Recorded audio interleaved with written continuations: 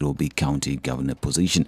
In his appeal, the voter told the panel that Igade shouldn't have been cleared to run for any public office. He cited Igade's decision to quit office while serving as Sonko's deputy as sufficient reason for IEBC to revoke his ticket.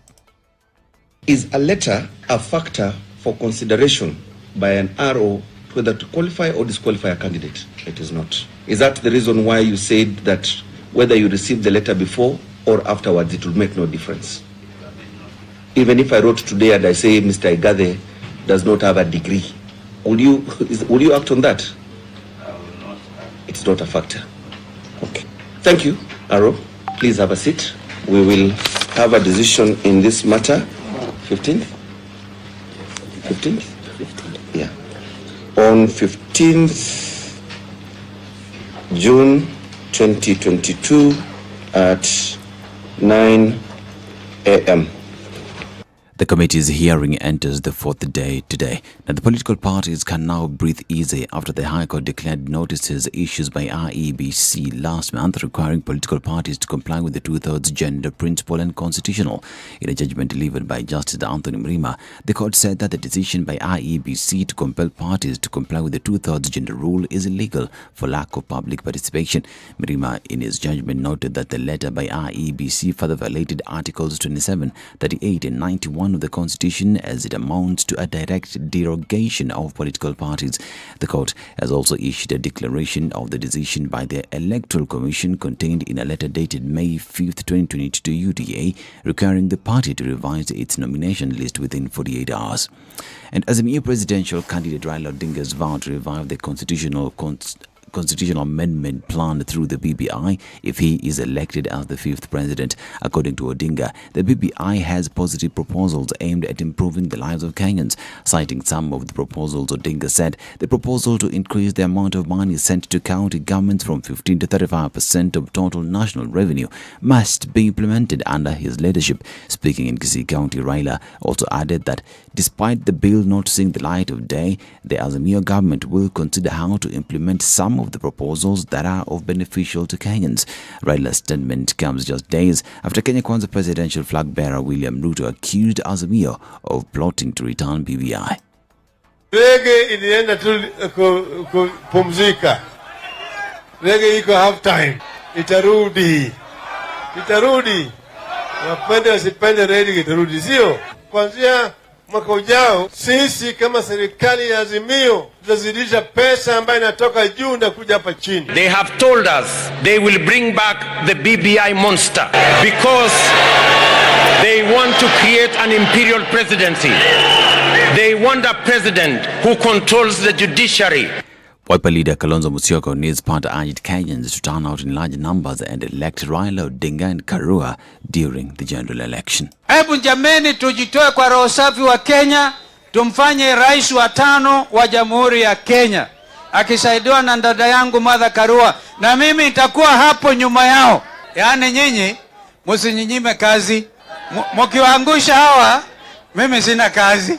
The government is vowed to crack down on mobile phone fraudsters who rob Kenyans. Speaking at the launch of the state-of-the-art criminal investigations laboratory at DCI headquarters, President Uhuru Kenyatta said the facility would facilitate the investigation of such cases and ensure justice is served. A new wave of crime is equally emerging that involves such things as swim swapping and the typical Tumakwahi number syndicate, all of which we must deal with properly.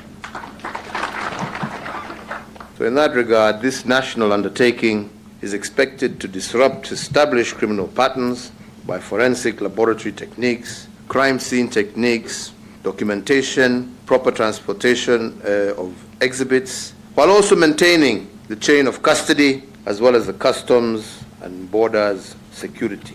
DCI boss George Kinoti said the equipment installed in the laboratory is unique and that is available in Egypt and South Africa where they have been transporting samples. This is Newswire. Dennis Asedo. Good morning.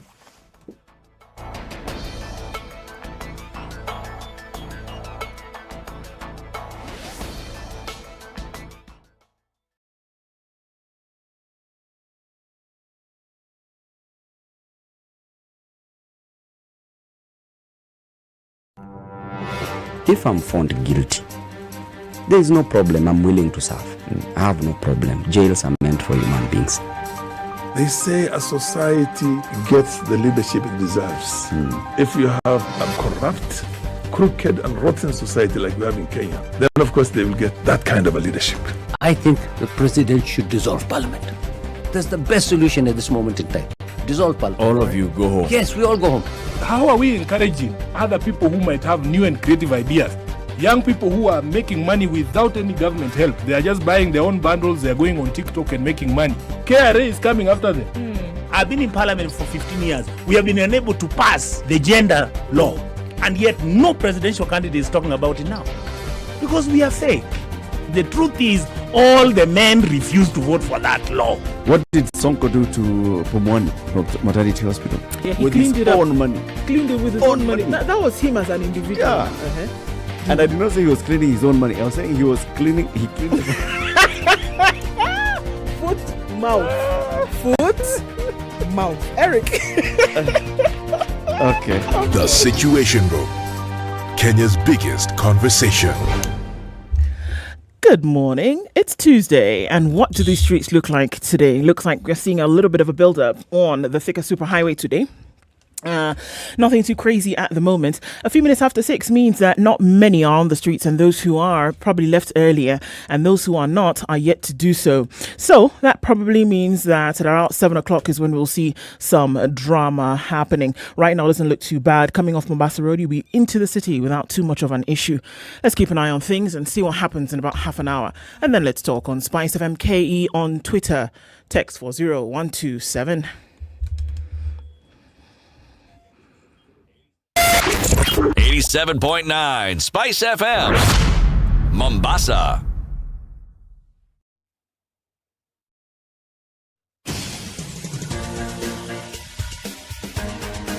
This is the Situation Room, the home of hard-hitting political commentary and penetrating insights about the state of the nation. This is a talk radio experience like no other. The Situation Room, a place for hard truths, debates, and elevated conversations. The Situation Room, witty, political, engaging, deep, controversial. In the room, we have C.T. Muga, researcher, academic, seasoned political observer, a fountain of wisdom in these politically uncertain times. Ndu Okoh, Nigerian by birth, Kenyan by choice, communications expert, Pan-Africanist, a truth seeker and believer in people power, and Eric Latiff, agent provocateur, the man in the chair, seasoned journalist, news hound, a man who believes in punching up, not down. This is the Situation Room. Ednah's playing with me. Good morning. How are you doing today at 9 minutes past 6 o'clock? It is June 14th. Isn't it just June 14th? Yes. So now, known as the 14th of June. Otherwise known as the 14th of June. CT, you know, now, after that conversation that we had yesterday, we can just be in June. When Eric comes back, we tell him that we've just decided we're in June. Because after the president now said, okay, guys, speculation, all this drama story, whether we will actually or not, these power bills, the next president and his regime and administration, or her okay, it can't be any candidate. Let the president deal with it. Exactly. So Us. we just now go to June. And then the stories coming from the relevant ministries and agencies. Hey! Left, right, center, up, down, left. Okay, fine. Bottom line, power bills are not going down. Yeah, not anytime soon. So, June 14th, 2022, that's where we are today. Good morning, CT Muga. Good morning, Ndu Okoh. How are you doing? I'm actually doing well. Your day was okay since yesterday? My day was very okay yesterday. Look, before we even get started, Yes. So this video that was doing the rounds of this terrible robbery that took place in Ongataronga, I can't get it out of my head. And yeah, the trauma that those who were robbed would have gone through in the vehicle, coming through the car, coming through the gate and all of this. But then I looked at those 4 or 5 young men who were doing this thing. And I thought to myself, the violence, the sheer desire to get whatever it was that they could out of this house. from these people. They didn't care whether they were hurting somebody. They didn't care whether they were violating somebody's personal space. It didn't matter. That the desire to get whatever it is that they could get far outran anything else. And I watched that video over and over and over again. I looked at these guys and I thought, my God, had anything stood in their way, who knows what they would have done? Shot, killed, who knows what they did? It was really terrible. And I thought to myself, and it was resonating with what some of the things William Kabogo said yesterday, that people are resorting to crime. And he said, look, if you don't make the right choices coming into 2022, August 9th, you will see they'll come into the streets. It is going to ferment. It is going to ferment a crime at a certain level that we will not be able to deal with. But have we not been saying it in this studio day in, day out? Now, you see, when you talk about mental health issues, it isn't someone undressing in public and running around in broad daylight. No. That's not it. The moment someone replaces what you call acceptable social norms for antisocial norms, that person may not know it, but they do have a mental health problem. Definitely. Because these are young men who were boys at some time, raised by parents, we hope in the right way. But whatever circumstances then affected the decisions that they would make later in the future, we can see it playing out today. The thing is that the message that is being sent with clarity is that they no longer care. You may think they do, but the reality is that they don't. And the value they once placed on their lives, it is clear, it has diminished. You think someone goes out to rob and they do not understand the consequences. They have an idea. The full realization may not dawn on them immediately, but they have an idea. But you see, what they feel they need the money for, because it's money, overwhelms any other thought of safety or caution that they may have. Oh, absolutely. And what they would be able to get out of that house, for example, and then later on sell, that was it. That was it. At that point, it didn't matter what they needed to cross. It didn't matter what they needed to do. It was, let's get this thing and then go. And how many more people are at that point, on that brink, where it doesn't really matter anymore? What we need to get is ours. It was a tough one. But also of interest, and must be said, is that there are also very many people in those same circumstances and they do not resort to crime. Yes, because sometimes it is spoken of as though crime is the only avenue open for people who feel that the hope they once had have been dashed. Not true. Not true.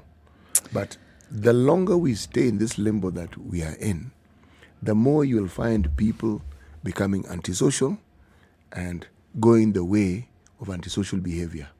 Theft, robbery is one of those. Yeah. Doesn't look good at all. Okay, we're starting off this morning with a number of conversations to have with you guys today, certain things that we're going to reflect. Another presidential candidate and his running mate will be in the studio with us at 7 o'clock. Mwaure Wahiga will be in the studio with us today, taking a stab at the presidency, and we'll have a conversation with him about that. Fighting misinformation on the elections is another conversation. I'm sure things fly at you every day. Somebody says something. How do you know if it is true? Somebody is said to have done or not done something. How do you know if it is true? And then what do you do with that information? Fumbua. It's a conversation that we'll be having at 8 o'clock today. And then at 9 o'clock, some things have been happening in Tanzania. The Ngorongoro Maasai have been moved from their ancestral land in very violent fashion. The administration of Samia Suluhu is being blamed for this. Other factors are being blamed for this. We'll have a conversation today with Ansbert Ngongoro, as well as former presidential candidate Tundu Lissu will be joining us online from Brussels. Those are the conversations we have lined up for you today. Thank you for joining us already, and we'll talk to you in a bit. For those of you who have joined us, let's very quickly look at what's happening with COVID-19 in the country. 213 new cases now gives Kenya a positivity rate of 9.9%. It is not good at all. And many are asking the question, okay, are we getting into another wave? 150 recoveries have been made, 0 recorded deaths, but from a sample size of 2,147, it actually does look pretty tricky. And the thing is, we are now hearing schools are saying, you know what, We need to have children wearing masks coming back into schools. Perhaps we're going to see those protocols be reintroduced by the Ministry of Health, but it's a wait-see kind of thing. This is all happening at the same time where COVID protocols then are being relaxed around the world. The United States, for example, we saw yesterday, said it's okay, you don't have to have a negative COVID test to come here. Just come. If we need to quarantine, we'll do that.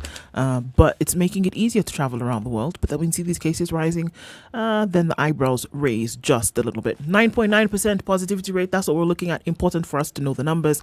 So again, the message is, if you've not been vaxxed, get vaxxed. If you have been, get vaxxed again. If you've been vaxxed twice, get your booster shot and then be safe. It's 16 minutes after 6 o'clock. We're going to take a break now and look at what's going on in the skies and then come back and say hello to you as we kick off the morning. It's Kenya's biggest conversation. It's the Situation Room.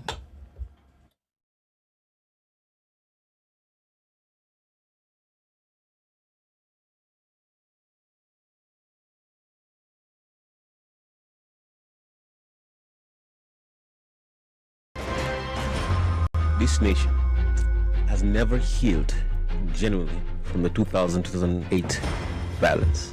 We've never had a healing process. We swept it under the rug. Let me tell you, the handshake was the most disastrous political event in the history of country after the coup attempt of 1982. There's no Kikuyu pothole, no lack of water, right. or Kamba, lack of traffic. Yeah. There is no Luya lack of drugs in the hospitals. Or Jaluo one. All our issues are the same issues. If you are in a room and just about everybody in that room has a court case or another, what impression does that give you? What are you saying? Why haven't you done it in the last 20 years? But they're telling us, like August, some miracle is going to happen. My friend, I want to tell Kenyans you'll be in for a rude shock. The Situation Room, Kenya's biggest conversation. Mostly cloudy conditions at 15 in Nairobi this morning. 25 will be the high and lows of 13. At 14 degrees, it's partly cloudy in Nakuru, highs of 26 and lows of 13. It's raining in Nyeri at 14 this morning, highs of 25. We'll see lows of 12 and 11 degrees. Eldoret is clear, highs of 24 and lows of 11.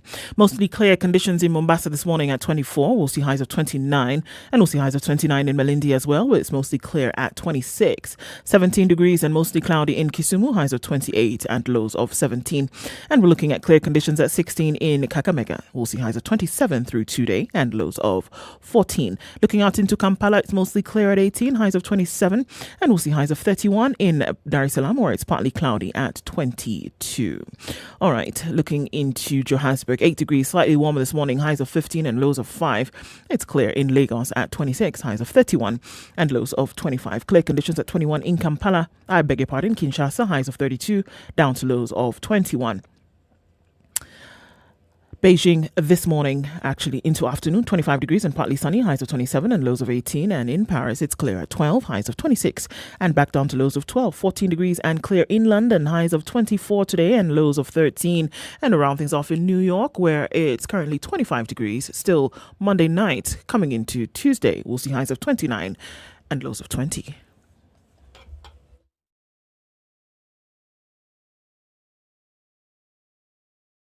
SpiceFM. Spice up your life.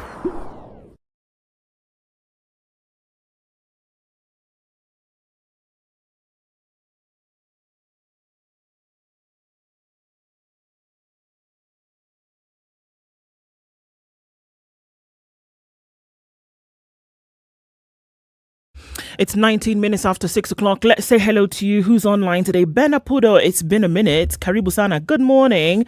Tuned in from Sigomere. Got it right this time. Idewa Francis says, good morning, tuning from Mombasa. Mombasa County is somebody else. Cherangani is where Kelly Kipchumba is tuned in this morning. Kisumu is locked loud and clear. Atieno says, good morning. Mombasa County seems to have woken everybody up today. While Bubere Mumias and Jonathan Nyinya is tuned in from Kisumu. Okay. Stanley has a question and he says, good morning, Team TSR. To our fake academic certificate holders, even when the results are poor, we congratulate you. You saved the time. You sat for exams and earned your marks. Well, all right. Good morning, Spice family. 87.9 is tuned in. That's where Fikirini is today. Peter Kiprono also says, good morning. Glad to have you in the room with us. Everybody else online today, we can see you. Daktari Ochoki is tuned in. Warm greetings to you, my people. And that's Amimo Vin says, good morning. Abraham is tuned in. Gishuru Waraini is tuned in as well. And Willie Bazu. CT sounds like what you're telling me over coffee. Zuzu. Bazu. That's what I was actually thinking, because I remember having seen Bazu at some point. CT believes he's a Zuzu. It's not a Zuzu. Thank you all for joining us this morning. Asante Sana. We don't take that for granted. Karibuni Sana Sana. CT, let's start with today's proverb. We're still on the islands in the Indian Ocean. We've moved from Madagascar. We're now in Seychelles. Ah, Seychelles. Okay. Comoros, Madagascar, Seychelles. Then after this, we'll come to the mainland. No, not quite. We'll go to some other pristine island before we actually come back to the mainland of East Africa. It is not worth adding water to the sea. You'll be wasting your time. Yes. It is not worth adding water to the sea. Yes. It's already full, nay? It is. It's already full. But it gives you the impression that you're doing something useful. Or it could take up a lot of your time, that's for sure. Precisely. Adding, or in this case, also taking from the ocean. It's like trying to drain a lake with a teaspoon. Wow. Teaspoon. Okay. All right, let's get into what's happening in the news as seen in the papers. Not to forget, you can get your standard e-paper and find out what's going on in the news at a really good fee. You can have all the news at the click of a button.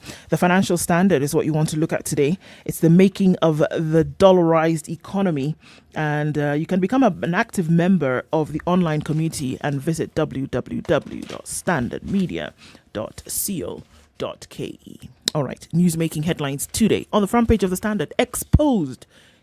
Drumroll, please. The state of grand wastage is what we're being told today. Accountability just days after President Uhuru Kenyatta warned next government against wasted borrowed funds. The Auditor General has said, hello, here I am. She's revealed in a report how his administration could not account for billions allocated to various state departments. So, are you ready for this number? Are you sitting down, CT? Yes, I am sitting down. 1.6 trillion shillings is the amount of tax arrears not collected by KRA. 56.5 billion is the cost of 61 State Department funded projects that have delayed. 12.5 billion is the amount the ICT ministry was not able to account for. 59 billion shillings is the Ministry of Water and how they could not account for this or show how the amount moved to other state agencies. It's not small change, oh. This is some serious cash that the Auditor General is saying, we need to find out exactly what is going on here. So stop in your tracks, and then maybe it actually does cast a bit of a worrying shadow over how things have operated. So now it's on page 4 and 5 of the Standard. Audit now exposes grand wastage, and it stands at 3.4 trillion shillings. Ground wastage in the 3.4 trillion shilling 2021 budget. Unsupported, unauthorized, unconfirmed, undisclosed, wasteful. Auditor General Nancy Gathongo uses the 5 words to nearly all the ministries, departments and agencies after inspecting their spending of 3.8 trillion shillings of the budget for the financial year ended June 2021. 50% of the books of accounts submitted to the Auditor General's office for scrutiny were given a qualified opinion, which means they contain material misstatements or omissions in some cases.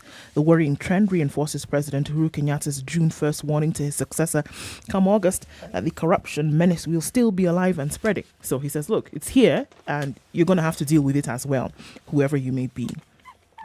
We cannot lie, he said. The devil of corruption is still alive and well here in Kenya, and he said this during the Madaraka Day celebrations. 2% of the books were given as an adverse opinion, meaning that they contained significant misstatements pointing to a possible loss of public funds.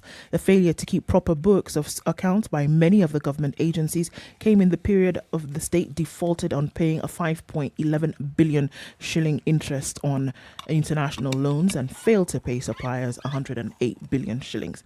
Gathungu used the word unsupported 101 times in the audit report, pointing to the extent by which government officials spend money without offering any document to justify the spending. Some state officials have disregarded the law in their spending, while others have hidden their wasteful spending by failing to give the Auditor General access to their books of accounts. This is what we're looking at. You know, the next government has its work cut out for it. Because this isn't a problem that we have now acquired. When the Auditor General presents a report, it's a report of what has happened over a period of time. And these reports get more and more daunting. With every report, you marvel, and it's where you would say, unamaka, you wonder, God Almighty. Now, that's what she finds. And that's a newspaper report. Now, imagine if you actually had a glimpse of the entire report that she had. Now, if you think that this is terrible, in this country, we know that there are people, a category of individuals known as land grabbers. Why they're called land grabbers, I do not understand, because they actually use illegal means to then legally state that whatever they have is theirs. But it's amazing that in this day and age, we're still talking about Parliament wanting the following. Parliament, according to the Business Daily, page 2, MPs seek caveats for parastatal land parcels without title deeds. You would assume that all parastatals who own land have title deeds to their land, isn't it? You would assume. Yes, because in the absence of that title deed, then it becomes easy for that land to be excised and for somebody to chop off a piece.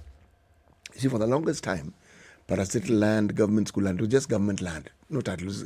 So one could easily say, it's just government land, and I'd like to get a piece so that I can do whatever it is that people do with pieces of land. Now, if you want to understand this, the National Assembly Public Investments Committee, PIC, in a report to the House says most corporations have no title deeds to the vast parcel of land that fall under their docket. Example, KWS, which has 222 pieces of land, only has title deeds for 45. Oh, get out of here, CT. I'm reading it. Now, let me just mention the other government institutions that don't have adequate titles for the land they own.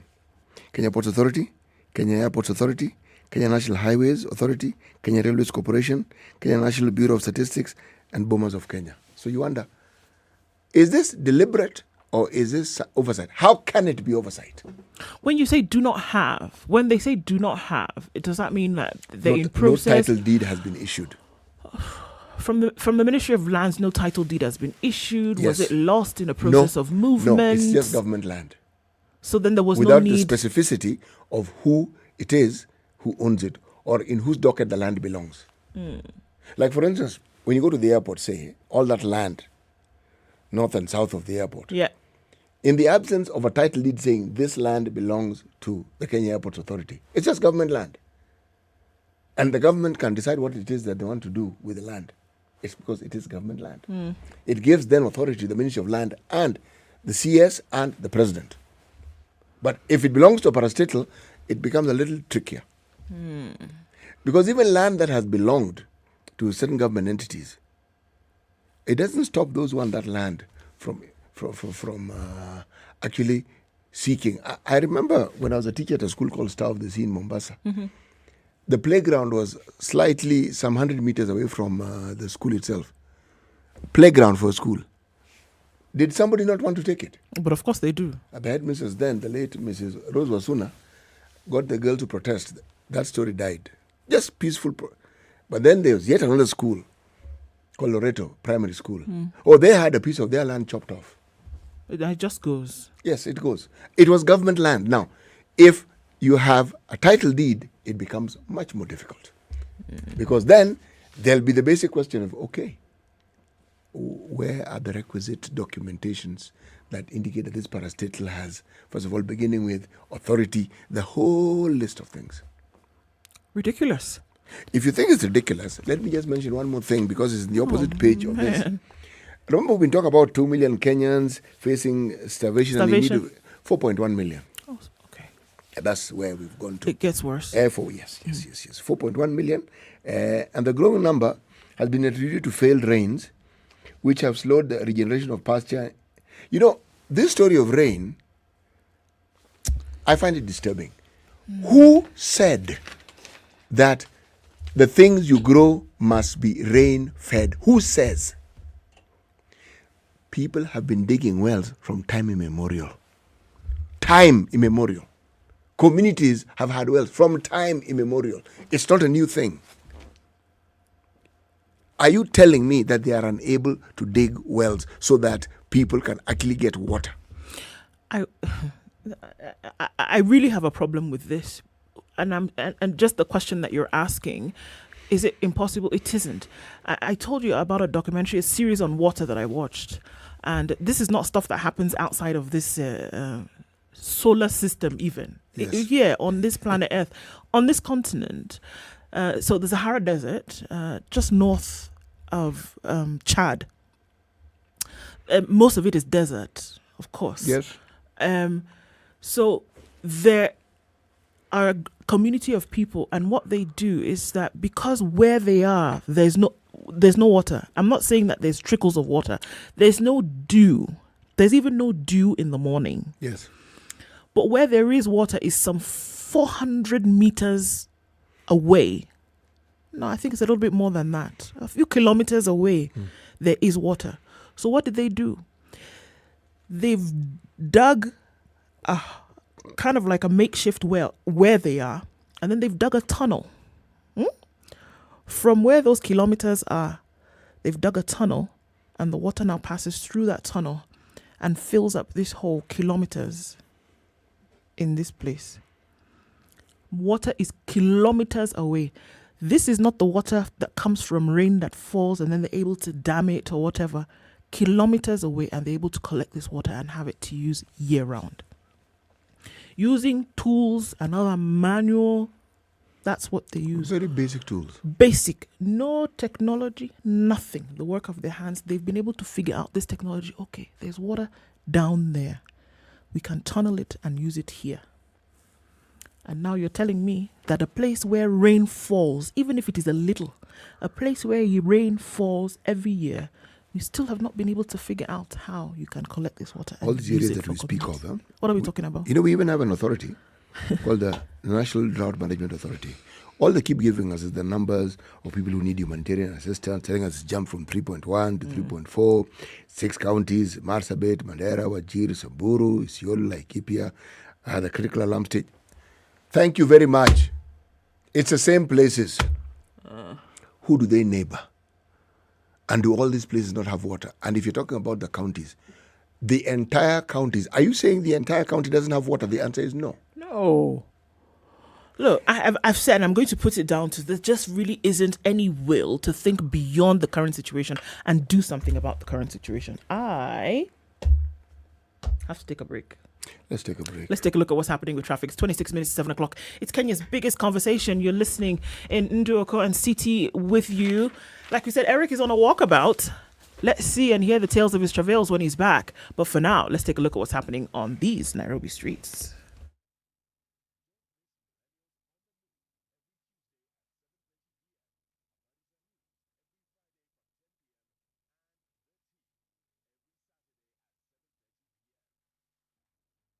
This is the Situation Room, the only way to start your day.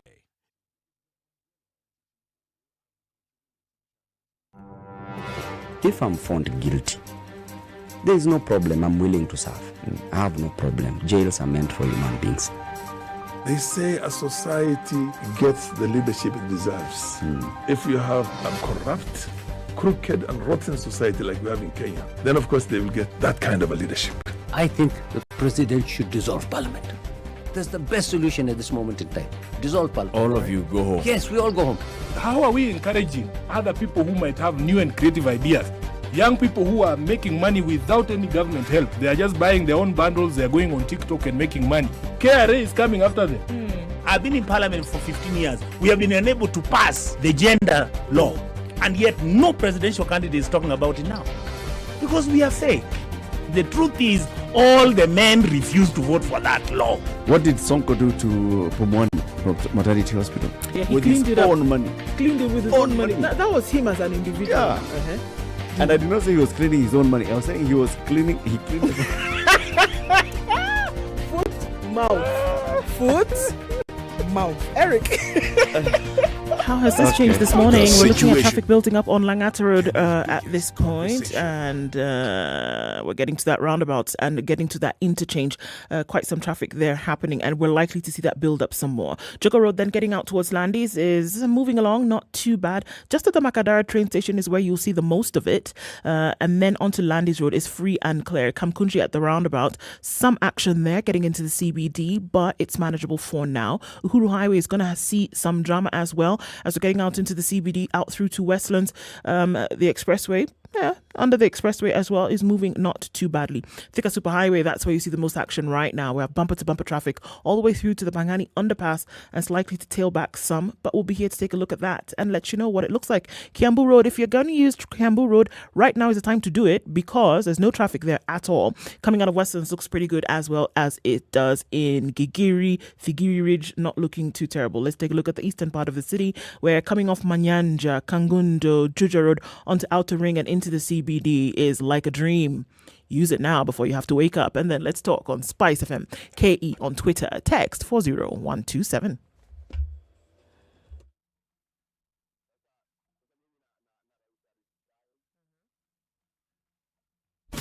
Classic soul, R&B, smooth jazz, neo soul, and nostalgic ballads. Make some noise. Yeah. You're listening to Spice FM.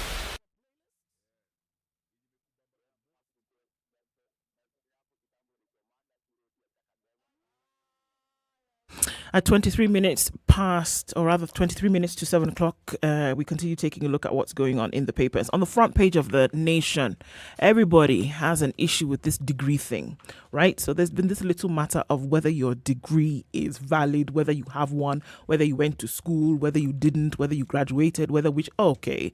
So it's a bit of a head spinner, and certain people now are not sure if their candidacy then will be revoked by the IEBC based on the information that they provided. The degree battle. Controversy for Johnson Sakaja, Cleophas Malala, Granton Samboja, Simba Arati, and Mithiki Lunturi being on the gubernatorial ballots in the August 9th poll is a matter of life and death. Some of them are even clear frontrunners, but for the small issue of their questionable academic papers that is currently before the IEBC. The question is, will they be cleared? Will that be something that they will be able to get by with? There's a lot of speculation. Social media is awash with speculation. Everybody's saying this, that, or the other thing. But at the end of the day, it's the IEBC to tell us, with whatever has been presented to them, whether they are going to clear them or not. The issue of politicians acquiring suspect university degrees has been brought into the spotlight again as 5 candidates for county governor in the forthcoming general election fight allegations that their academic credentials are fake. Nairobi Senator Johnson Sakaja, who is vying for the city governor seat, and his Kakamega counterpart Cleophas Malala who's also eyeing the governor post, are among the politicians dragged to court and tribunals on claims that their academic papers are dubious. Meru Senator Mithika Lunturi, who also intends to move up to the governor's mansion, is fighting claims of having fake education certificates. Others whose gubernatorial aspirations may be cut short on similar grounds are Dagoretti North MP Simba Arati, who is vying for the Kisii governor post, and Taita Taveta Governor Granton Samboja, who is seeking a second term. The law requires that aspirants seeking to be county governor hold at least a university degree. Mr. Sakaja, a frontrunner for the Nairobi governor seat after a term in the Senate where he earned the nickname Super Senator, is fighting four separate complaints filed by voters seeking to revoke his clearance to run.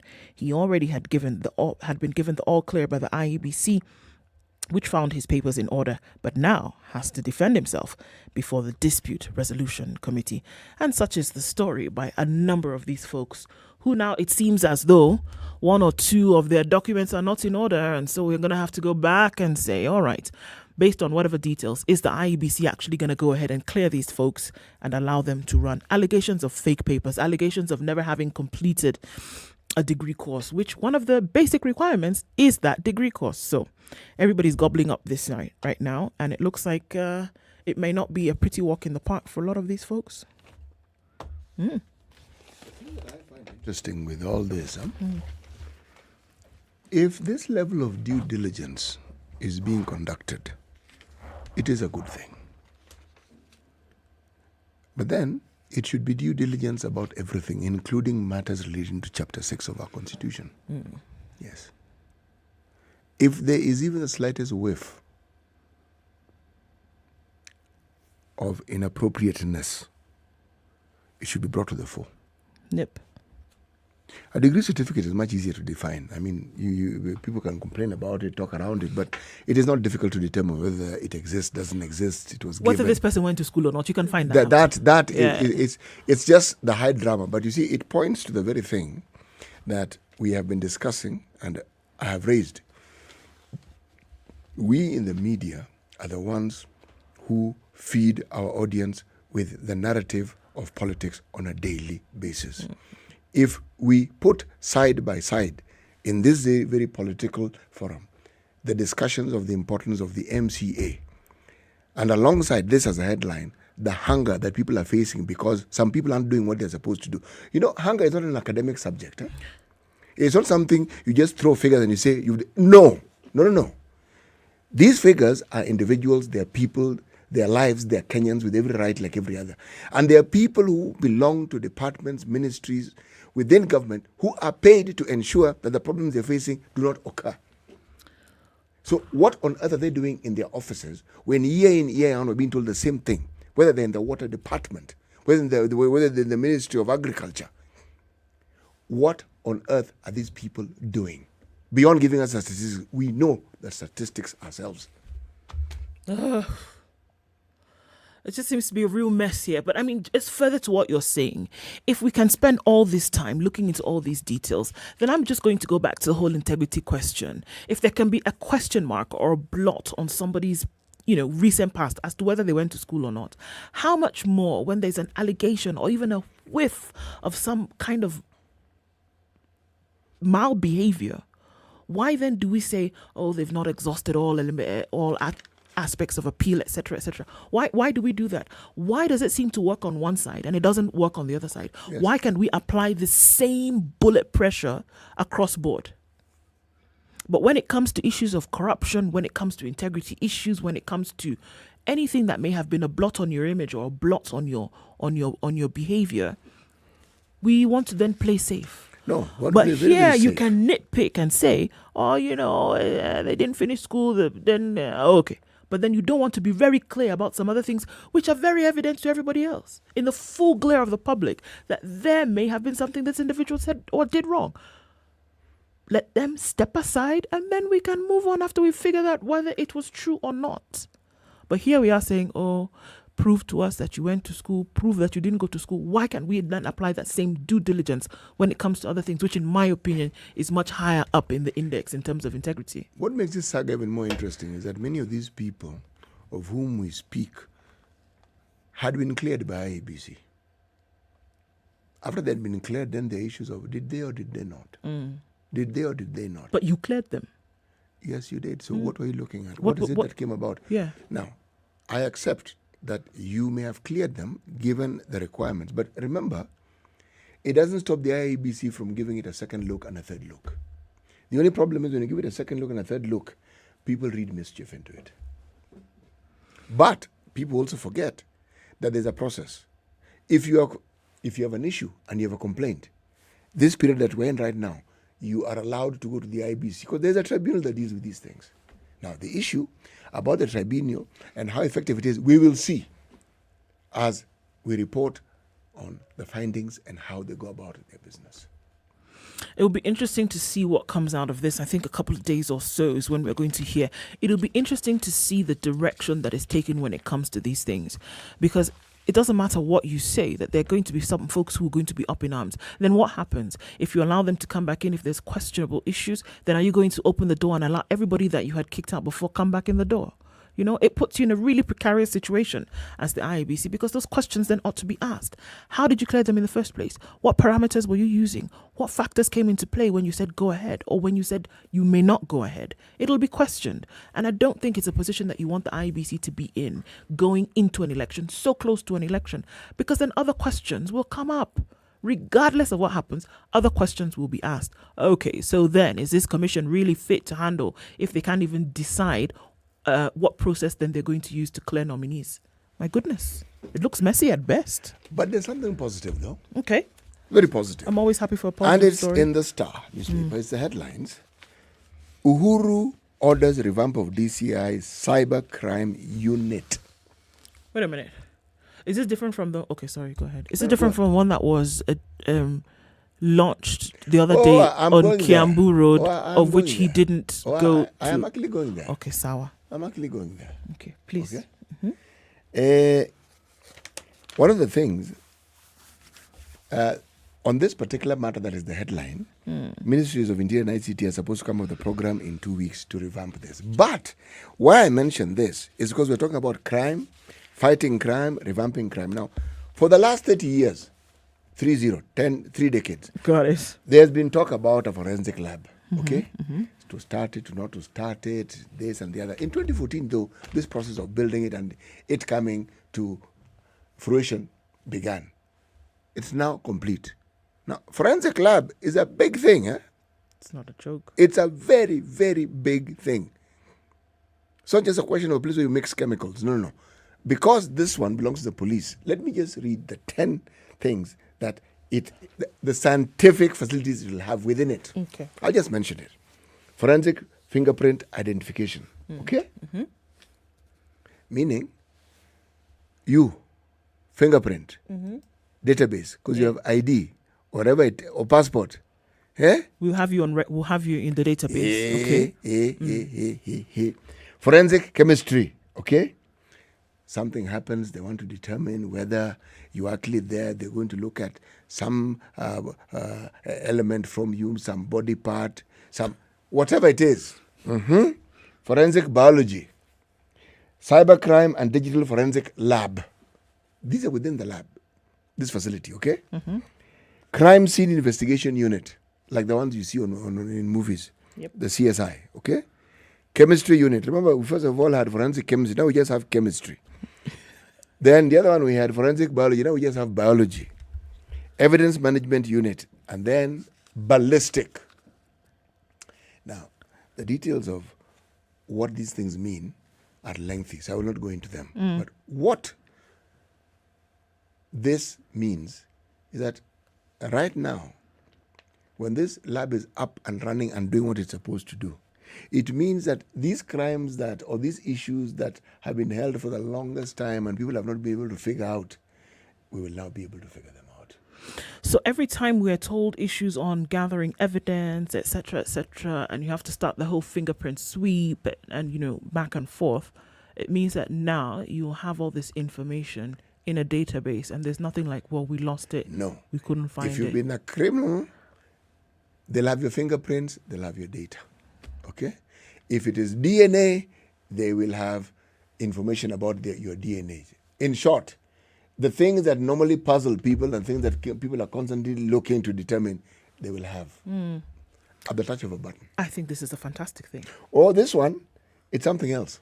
It is. I mean, it's earth moving, this one.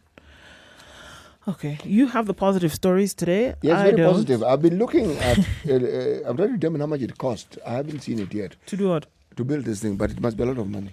Oh, right, to build this same thing. Okay. Yes. To build the forensic. Yes, I've looked and looked and looked and looked. It's a lot of money. I also couldn't find it. But it's money well spent. Okay. Yes. This is good. Okay. The court has quashed the IEBC rule on party nominations, gender balance. CT, You are a prophet because you said that such a thing would happen. You did a few weeks ago. The High Court has quashed a requirement by the Electoral Commission that political parties comply with the 2/3 gender rule in nominating candidates. Remember how we said, how terrible would it be? I believe Nelson Harvey sat in that chair and said to us, if the IEBC is allowed to go on with this thing, it would be detrimental for this election procedure, for this election process, or the electoral process. That you're essentially saying that everybody then will be stricken from the list, and then we have to start again. Well, the High Court seems to be in agreement and said, okay, the IEBC wants that there must be 2/3 gender balance on your nomination list. We are saying for now, no, not really. They've quashed this requirement, and they've said, according to none other than Justice Anthony Mrema, that the requirement is unconstitutional.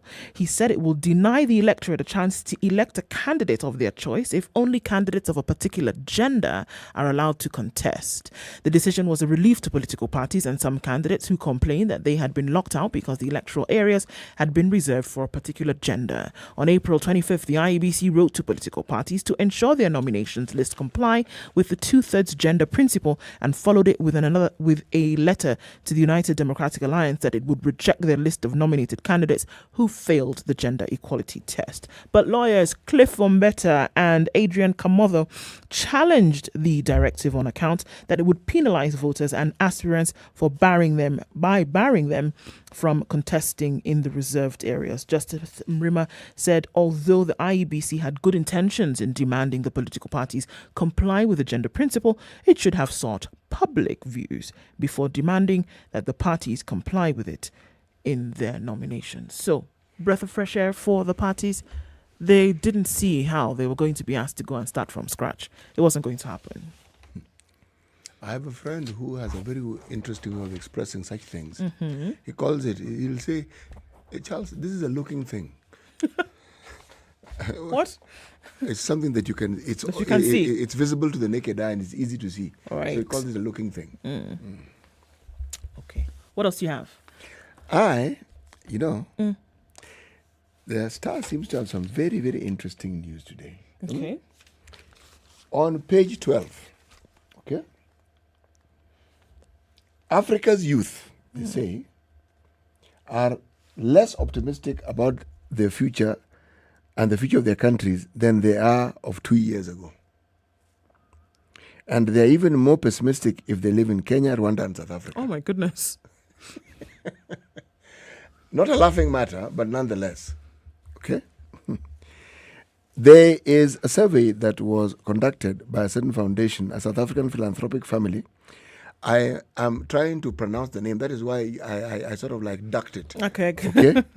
It's a called thing. Ichikwowitz Foundation. I'm certain I pronounced it wrongly, but nonetheless, there we go. They say that COVID-19 pandemic and ongoing global volatility has raised the levels of pessimism. Pessimism means here that the levels of hope have reduced significantly. Remember earlier on, you were talking about the rising cases of violence and antisocial behavior. Mm-hmm. The pessimism, if you look at the flip side of it, because the same coin, means the reduction which leads to the eventual loss of hope. One cannot see any positive thing. They can't see. Now, this study looked at people between the ages of 18 and 24. Okay? But those who are younger than them are even less optimistic because many of them are still at the school-going age. And they cannot see, if people who are older than you have left school and you don't seem to see any bright prospects for them, if you are studying and you're hoping, what do you think you're going to think and feel? This thing that you're hoping for, what is this thing that you're hoping for? It dampens your prospects, that's for sure. It most certainly dampens your prospects. However, when I look at this, the question that still comes to my mind is that one, yes, we've got it, we've understood. What then do we do? Now, do you hear political leaders who are aspiring for whichever post telling you about, forget telling us about the huge amounts of billions you want to give. Forget that. That is not that's not issue. You're not telling us what will happen. And you put money aside. We already have money aside. For the youth, we have programs. What exactly are you going to do? And what is the net outcome that you anticipate? One needs to hear it. You're saying jobs. How? How are you going to do it? And How? I think when it gets to that critical interrogation of what somebody comes to you and opens their mouth and says that they're going to do, if there's no critical interrogation of that thing that they have said, then there's a walk in the park. It's a walkover, as you know, if you could use a sportsman. It's just that you're taking them at face value and you go ahead with it. But when you ask questions, when you ask the how, for somebody to then be able to explain to you how they're really going to do this, it means they have an intimate knowledge of that information. It means they've studied it. Yes. It means they understand it. Yes. It means they know what resources they're going to employ to get it done. Without that granular information, forget it. You might as well say this person is lying to you. It's like somebody who comes from a semi-arid area talking to the youth, as we call them, and tell them he's going to get them maritime jobs. Where? Or going to a place which is next to the sea and telling them that you are going to get them into pastoralism. How? I mean, you can, but what is this thing that you're going to do? Every region of this country has something they can specialize in simply because of the terrain, the geographical area, and whatever it is that they were blessed with. But then, how do you solve this problem? And this is no longer a national government issue. No. This one, every problem that we talk about nationally has to be resolved at the county level. That's why you have the county governments, because they are governments. I mean, there's a lot that needs to be handled. We're still looking at a story on the back page of The Nation, even as we round out to 7 o'clock. Counties fail to meet local revenue collection targets. There's so many things that are going wrong here. Hospital fees, single business permits, property rates and parking fees contribute to the highest revenue for counties, but the devolved units are still largely dependent on the National Treasury for funding, according to a Commissioner of Revenue Allocation report. The report on County Assembly own source revenue says the counties have seen, or rather set, unrealistic targets for local revenue and therefore face serious financial challenges which result in disruption of services to the poor. Counties run on cash transfers from the national government and own resource revenue in form of taxes, charges, fees, loans and grants. They also control the licensing of domestic animals, ferries, tourism and casinos. But the stagnation in revenue collection through the property rates, parking fees, trade permits and other taxes and the exchequer delays means county governments continue to face serious financial challenges. It continues to be a thing where many months go by without employees having gone unpaid. The report indicates that few counties have made efforts to diversify local incomes, and worse, they have fallen back on collection of revenue compared to the defunct local authorities. This has been attributed to weak financial systems, leakage and wastage. How long is this going to be the bane of the existence of counties? That report is the question. Incomplete. Goodness Everything gracious. about the county governments and it's not inability, it's deliberate. It's deliberate. The money is collected. It just doesn't go to the county. Or it's not reported in its totality. That money, if you look at the number of people whose jobs are not middle level, clerical, who own property, drive huge cars, live it up on a salary that doesn't even get to 40,000 a month. And many of them attached to this very revenue department. I don't need to draw a bigger picture. And this money traverses that entire system. How come you don't hear these people complaining that much? How come you don't hear of employees going on strike? It's only the doctors you hear going on strike from time to time. It's because there's money in the system. Indeed. Okay. We're coming up to 7 o'clock, but I have to ask you, when is the last time you questioned something you saw on social media? A forward that you got on WhatsApp, in a tabloid or a blog? In these media-saturated times, where do you go to fact-check what you see or hear online or offline? So today, on Kenya's Biggest Conversation, in partnership with Fumbua, we'll take a deep dive into the issue of misinformation as it concerns the 2022 general election. Fumbua is a collaborative journalism project that promises to tackle the scourge of fake news through a mutually beneficial partnership between media houses. It is a true tonic for our misinformation-saturated times.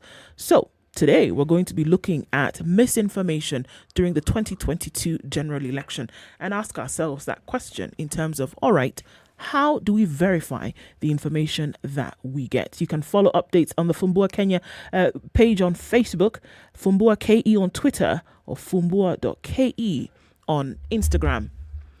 Presidential candidate Wahiga Mwaure will be in the studio a few minutes after 7 o'clock and tell us what his vision is for Kenya. For now, it's 7 o'clock.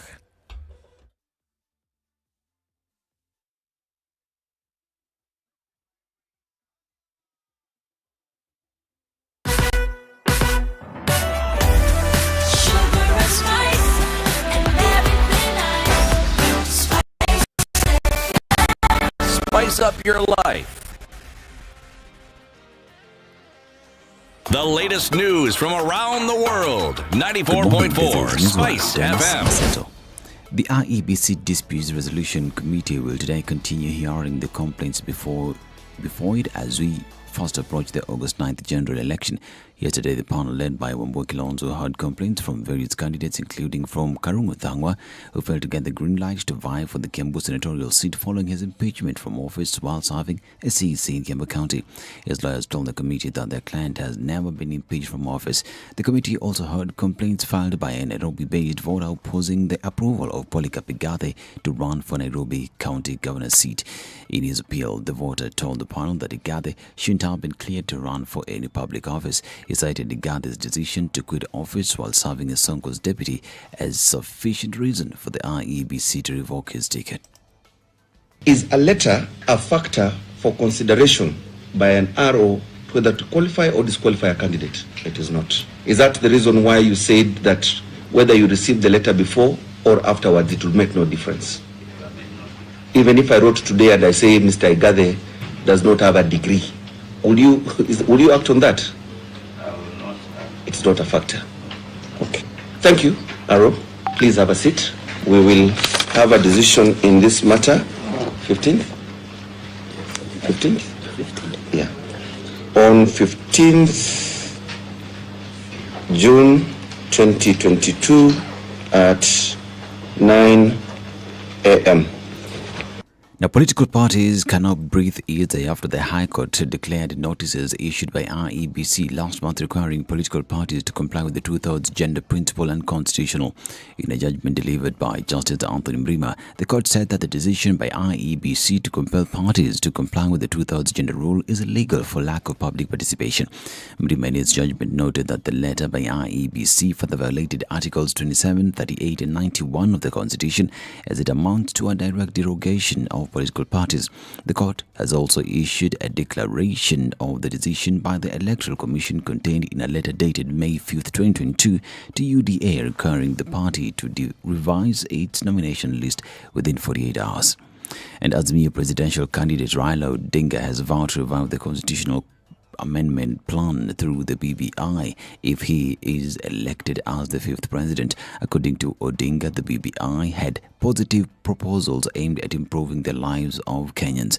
Citing some of the proposals, Odinga said the proposal to increase the amount of money sent to county governments from 15 to 35% of total national revenue must be implemented under his leadership. Speaking in Kisii County, Raila also added that despite the bill not seeing the light of day, the Azimio government will consider how to implement some of the proposals that are of beneficial to Kenyans. Rege ilienda tu kupumzika. Rege iko half time. Itarudi. Wapende wasipende rege itarudi, sio? Kuanzia mwaka ujao sisi kama serikali ya Azimio tutazidisha pesa ambayo inatoka juu na kuja hapa chini. Wiper leader Kalonzo Musyoka on his part urged Kenyans to turn out in large numbers and elect Raila and Karua during the general election. Hebu jameni, tujitoe kwa roho safi wa Kenya, tumfanye rais wa 5 wa Jamhuri ya Kenya, akisaidiwa na dada yangu Martha Karua, na mimi nitakuwa hapo nyuma yao. Yaani nyinyi msinyime kazi, mkiwaangusha hawa mimi sina kazi. Now, the government has vowed to crack down on mobile phone fraudsters who rob Kenyans. Speaking at the launch of a state-of-the-art criminal investigation laboratory at DCI headquarters, President Uhuru Kenyatta said the facility will facilitate the investigation of such cases and ensure justice is served. A new wave of crime is equally emerging that involves such things as swim swapping and the typical Tumakwahi number syndicate, all of which we must deal with properly. So in that regard, this national undertaking is expected to disrupt established criminal patterns by forensic laboratory techniques, crime scene techniques, documentation, proper transportation of exhibits, while also maintaining the chain of custody as well as the customs and borders security. DCI boss George Kinoti said the equipment installed in the laboratory is unique and that it is available in Egypt and South Africa, where they have been transporting samples for testing. While congratulating the department, Chief Justice Martha Koome said it would help deliver justice in light of the equipment available to carry out investigations into theft, armed robberies and other crimes. This is Newswire. Dennis Aseto, good morning.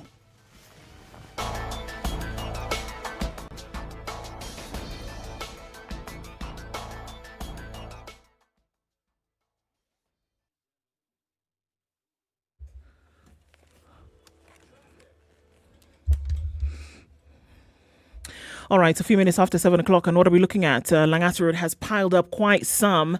Very different from what it was half an hour ago. As you get into that interchange on Langata Road, just at the Timor, that doesn't look too pretty. On Uhuru Highway, also quite some action as you're getting out towards Haile Selassie. Looks a bit worrisome because there's a clog up of traffic there. Coming off a Thika Superhighway, really busy. We're going well past that Outer Ring Junction, out into Kiambu County, really.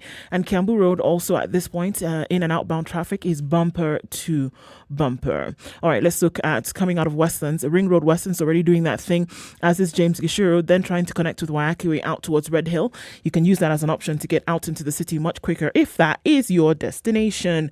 Limuru Road is also doing that thing. A few minutes after 7 o'clock, we're likely to see it pack up a little bit more. Traffic will probably start around 7:30 or so. If you haven't got where you're going, buckle up. It's going to get a little bit messy from all we see this morning. Let's talk, guys, on SpiceFM KE on Twitter. Text 40127. Try as much as possible to keep things moving this morning.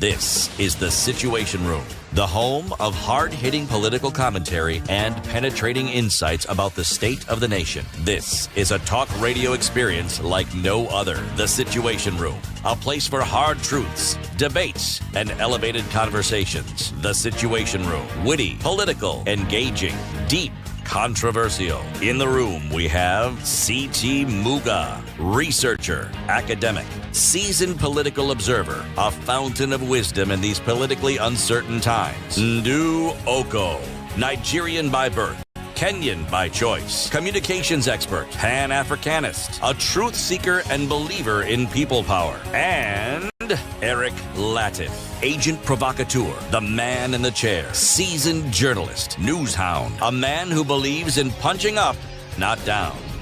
This is The Situation Room. The only way to start your day. 7 o'clock, indeed, the only way to start your day. Kenya's biggest conversation is in its second hour this morning. Our guests for this conversation are already in the studio, but before we do that, we're going to get into today's proverb. CT. Yeah, yes, our proverb is from the delightful scenic island of the Seychelles. It is not worth adding water to the sea. Why? Okay, well. Well, for those who may not know, the sea actually has water. No?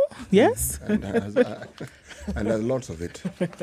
So if you're going to add water to it, what exactly do you think you'll be doing? It is not worth adding water to the sea. It actually doesn't need you to add water to it. Not really. The Seychelles were onto something. They were. Yeah, I guess they got it. Being surrounded by water and all that. Yes. Yeah. Okay. All right. So getting into our conversation for this hour, presidential candidate and running mate in the studio this morning, David Wahigia. You know, we also had Mwaure. Right? Mm-hmm. And, you know, my father used to say that your traditional name brings something with you. So the last couple of days, I've just been saying Wahiga Mwaure. And then today, David. So then maybe there's something we can talk about as we go on. But David Wahiga is in the studio with us today, as well as Ruth Musheru, who is Wahiga's running mate. Karibuni sana to Kenya's biggest conversation. Asante, and good morning, Kenyans. Good morning. Welcome. So, another candidate, another vision for Kenya, many questions that come up today. So as we have this conversation, here we are. And when we say candidate, we're talking about a presidential candidate. And so just jumping right into it, you're taking a stab again at the presidency.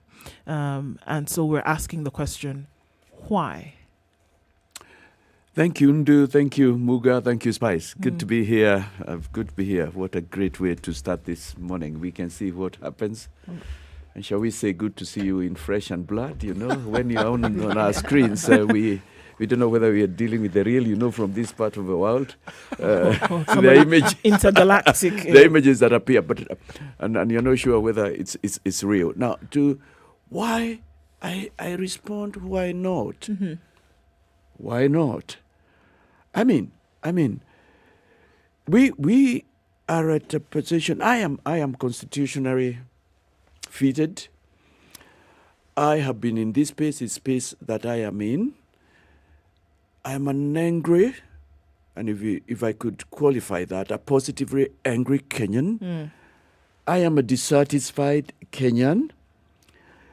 We cannot keep moving around a certain mountain and semi-mountains, small mountains we've been moving on these last 9 years. And the elections of 9th provide us with a space to break loose, to move ahead. We thought it would happen at the beginning of the regime that we have. We saw good brothers, and one of them is our worthy competitor in white shirts and maroon ties, and they folded their shirts, and they said, this is it, we are the real deal. But it's been so sad and very unfortunate. I am in this thing because right now there has to be change. And our key word that we are describing ourselves, we are calling ourselves the Badilisha team. Tunaingia kubadilisha. Tunataka dada yangu na ndugu zetu, we want kubadilisha. Badilisha. We are saying it has to be a total overhaul. We are not only saying that President Uhuru should go home, but even 2 of those who have been with him in government should go home. Equally, those who have been in the corruption, and this morning the Auditor General in the great Standard newspaper of today is pointing out 3.46 trillion, over the last year. Why not, my sister? Why not, listeners? Why not, my brother? How many times have you attempted have you offered yourself for this candidature? Does it really matter? Okay. Yes, I'm talking to a man who looks close to my age. It's yes. We were both born in the previous century. Yes.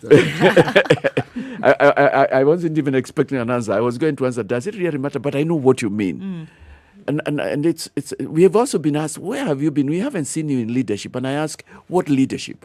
That's what I answer. What leadership? This is my second attempt at the presidential. Within what makes me, and within the people around me, I sensed pretty early that it needs to take a new team, a radical team. If I may use the word, and English is not my mother tongue, a team with a measure of a clean team. And Ruth and I present that team clean. We have no responsibility whatsoever in the 8.2 trillion. It's now gone up to 10. Yes. Our limit has been pushed to 10 now. To 10. It's climbing up to 10. We've not been part of that. It'll go higher. We have not. By the time. Yes, we have not given promises. We have not had this opportunity of given promises that we didn't fulfill. In the spaces where we do, and you'll want to ask us what we do, we fulfill our promises. We live up to the bill.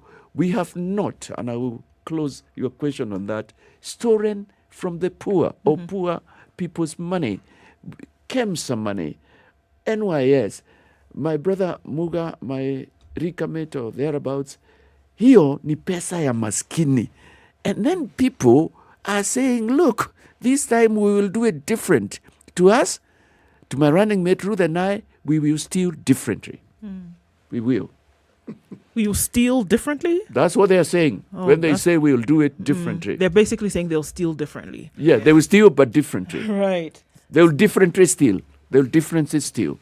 So Ruth, David is asking a question that I would ask. So what have you done? And it doesn't matter what job It doesn't matter if you're going to have a basic job of a farmhand, a cleaner, or if you're going to have the highest job in the land. Everybody's asking, what experience do you have? What have you done that Kenyans can say, okay, well, perhaps this is somebody that we can say, all right, open the door, come in and lead. Well, thank you, Ndu, Munga, and the listeners. Muga. Yes. Sorry. No. Do not worry. You would be amazed at the things people call me. Yes. I'm sure some would have called you Mungai. Mugo. Mugo, Well, okay. Yes. All right. Well, for what I would say here is, if we are coming in to be gauged by what we are doing, I think we are making mistakes. We are leaders in our different aspects. So for us, what we are coming in here is to bring the change that people are expecting, to bring the new change, like the fifth is mentioning. We're coming to bring in the Badilisha move, the change. We are leaders. We have done things out there. We have we're in leadership groups in different aspects, which probably are not in the limelight. But on the ground, things are a bit different. So I want Kenyans and the listeners to know that we are the clean people. For us to have come in here and reached this far, we have been vetted accordingly. So there's nothing to hide. We are good people out there. Only that probably we didn't get airplay as much as the big boys. Yes. Is it possible to mention just one or two things that you have, say, you talked about, there are things you have done, you've been in the, as we call the leadership space. Maybe people haven't heard of it. Perhaps this is the opportunity. Why don't you tell us about it so that people can hear about it? I'm in a group that goes from school to school, the high schoolers, where we counsel, we are able to mentor the youth. For sure, there's a gap. Is it voluntary? Yes, it is. No pay. It is no pay. Okay. There's lots of proof, but again, not in the limelight. So we have been counseling the youth, and especially the high schoolers who hold the destiny of this nation because of tomorrow. Yes. David, why did you pick Ruth? Ruth hasn't said it all. Maybe she wants Muga and I to leave the two of you behind, and then she probably would tell me. Ruth has been a corporate and still is corporate executive for more than the last 10 years. In there, she has held leadership positions. So that's one reason why I took her. The other reason I took her because I believe that we are where we are because the woman in Kenya, we have 8.2 trillion debt. We have this wastage. These are terms, by the way, we've been using. When I unveiled her last, I should have brought that statement. I believe I have copies in the car. Last Saturday, we used words like wastage. I see Gathungu Nancy is using them this morning. Wastage, misadministration, unaccountability. So that even when you mention a bit about our manifesto, we'll be talking that those are some of the pillars. It's because the woman touch has lacked. And these men, and listeners know, and there are a lot of men driving in their, at home listening on their sets, headsets. You know what difference a woman brings in life. I believe if we had a deputy president, and that's the key, I looked at that as well. If Uhuru Kenyatta, a president, had a deputy president, we wouldn't have had the dhifare. Don't worry, that was coined by a former American ambassador. We wouldn't have had the wastage. We wouldn't have had what the game of numbers that we are seeing, what Shakespeare calls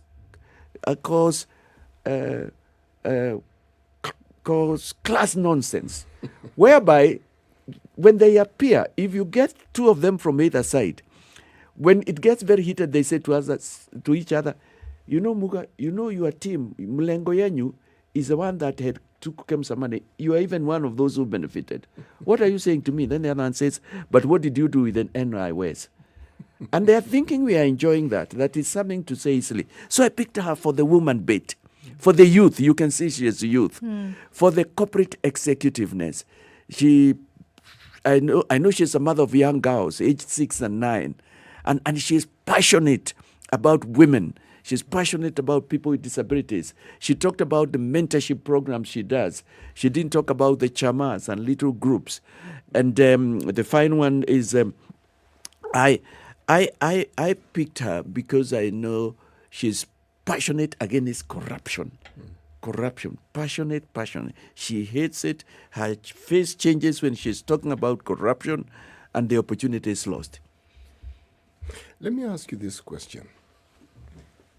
When you look at the political landscape in this country, and you look at the huge rallies that people have, and you look at the numbers that are there, and you look at us, the media, and the way we report and what we present on a daily basis, without fail, we tend to highlight political issues. Now, in the event that you become the president of this country, okay, what I've just mentioned points to a way in which our people view politics. What is this thing that you propose to do that would begin the process of changing the way our people view politics? Within our first 100 days, unless we get the 6 trillion Kenyan money illegally stashed abroad by the year 2020, I don't have the statistics for the last 1 year. Unless we, before President Uhuru leaves, tells us who exactly, and from his side, were involved in KEMSA, the real names. 2 days ago, in one of the vernacular, they mentioned the names. Actually, the 2 honorable ladies said, are you not one of the ones with XY said? And the other one retorted in like manner, I think about NYS. Let me tell you, high-class nonsense, wastage, anger. They looked at it. I know, Brother Muga, you hear all the vernaculars in Kenya. They're in one of that. And the name of the program is Turning Over, Kurimbika. And I looked at that, I said, my God. And they mentioned names. They were going for the jugular. The jugular. So if they don't, if we don't get answers, because we intend on our second day after we've been sworn, we want records of KEMSA files. You're looking at us incredulously. Why are you doing that? We are here because that hasn't been done. We want records of NIOS. If we shall not have found answers, if President Uhuru will not pass over the job of nabbing and getting DPP and the executive to bring them to book, to prosecution, and to recover our money, we will do it. And we'll not just stop short of that. We will, if we can't do it through the DPP, where we would ask President Uhuru Kenyatta to make a statement of what he knows about KEMSA and NYS and any other scandal, Deputy President William Ruto, former Prime Minister, to make statements because they know things. They have been throwing them like this. And everybody else, and other scandals from Anglo Racing. Within 100 days or thereabouts, we intend to institute a Truth and Recovery Commission. We must get to the bottom of this. Unless we get to the bottom of this, and you come from Africa. I went to school using a hoe. I hoed. There were plants unless you got to the depth. You followed it from where it came from your neighbor's shamba. Unless you did that, you are doing nothing about it. We saw a bit of it in 2002. Kenyans are not perennially or by creation and birth corrupt. It is a leadership, it's a lack of goodwill. So that's what we would want to be reported about, because that's a giant, that's a snake, that's a Goliath we intend to face head on. We don't see any other reason. Going on business as usual. 100 billion to youth, 50 billion to this. Just a minute. That 6 trillion, we understand the majority of it is from scandals going way back to Anglo Racing, going way back to the Golden Bag, coming all the way this way. Just a minute. Our money, you are the guys with our money and you are saying you will do this. We don't buy it. The team of Badilisha. Sisi ambao tunataka kubadilisha. We don't buy it, Kenyans. And we are saying for a moment now, start asking them in public meetings. Tuambie mambo ya... We had the Honorable Susan Kehika looking at Sabina and mentioned names. Honorable, let now the Deputy President get Sabina to give him the dossier, or if he can't read it, let the Honorable Susan Kehika help him to read who ate the money for the poor. David, if I can ask you, I'm almost hearing you say that all these other issues that need attention in the country then cannot be tackled until you deal with the corruption and grand bleed situation. My sister, I didn't know you are a prophetess. Well, you are a seer. How did it happen in Nigeria? A badger had to be brought to account. We are talking about that. For us, for Ruth and I, we don't have many promises to give. We don't know how much money is there. So we will not tell you for the state what we are going to give you. We don't know what the figures are. For us, we know we are in debt, not just to the brow, not up to the brow of our heads. We are debts that by the time Uhuru is going away, because look at what the Honorable Auditor General is saying. And she is an angry person. You can also see she is angry. That's what we are saying. This will be the starting point. And I'm a great follower of Lee Wan-Hu. I know this is what it took. It didn't take planting the hem, but just by way of passing and with a light touch. It's very early, my head is still fresh. I'm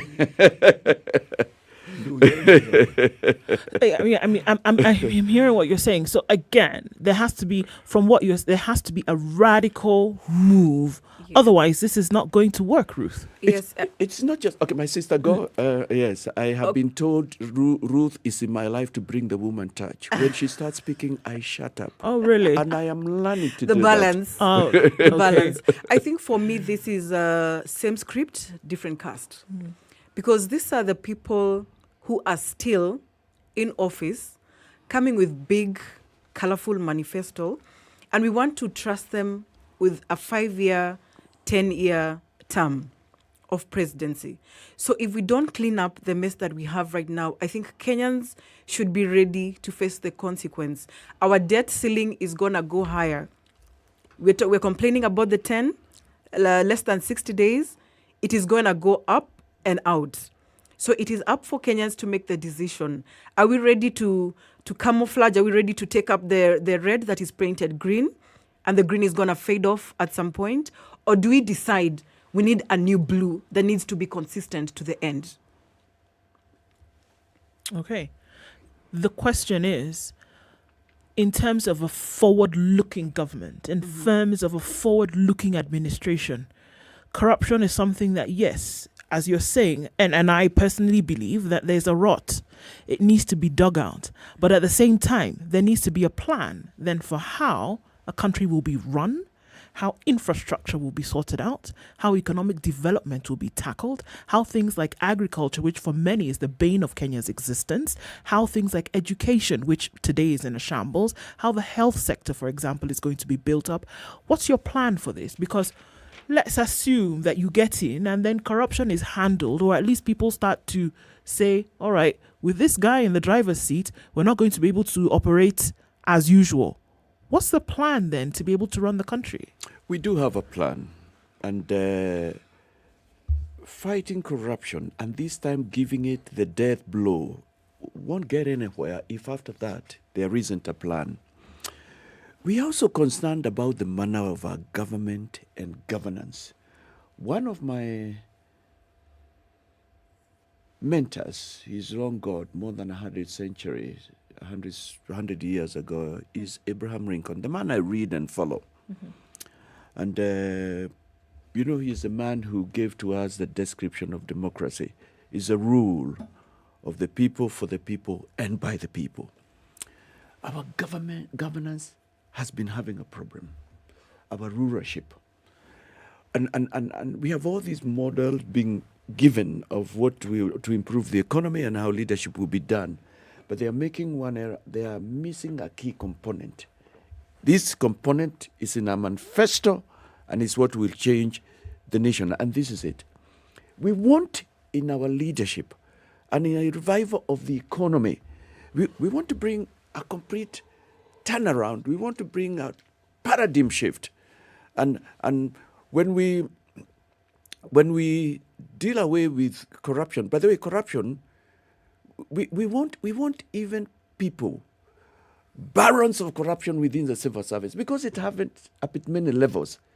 The procurement, we don't mind unless, if you are corrupt, we are asking those who are corrupt to start packing.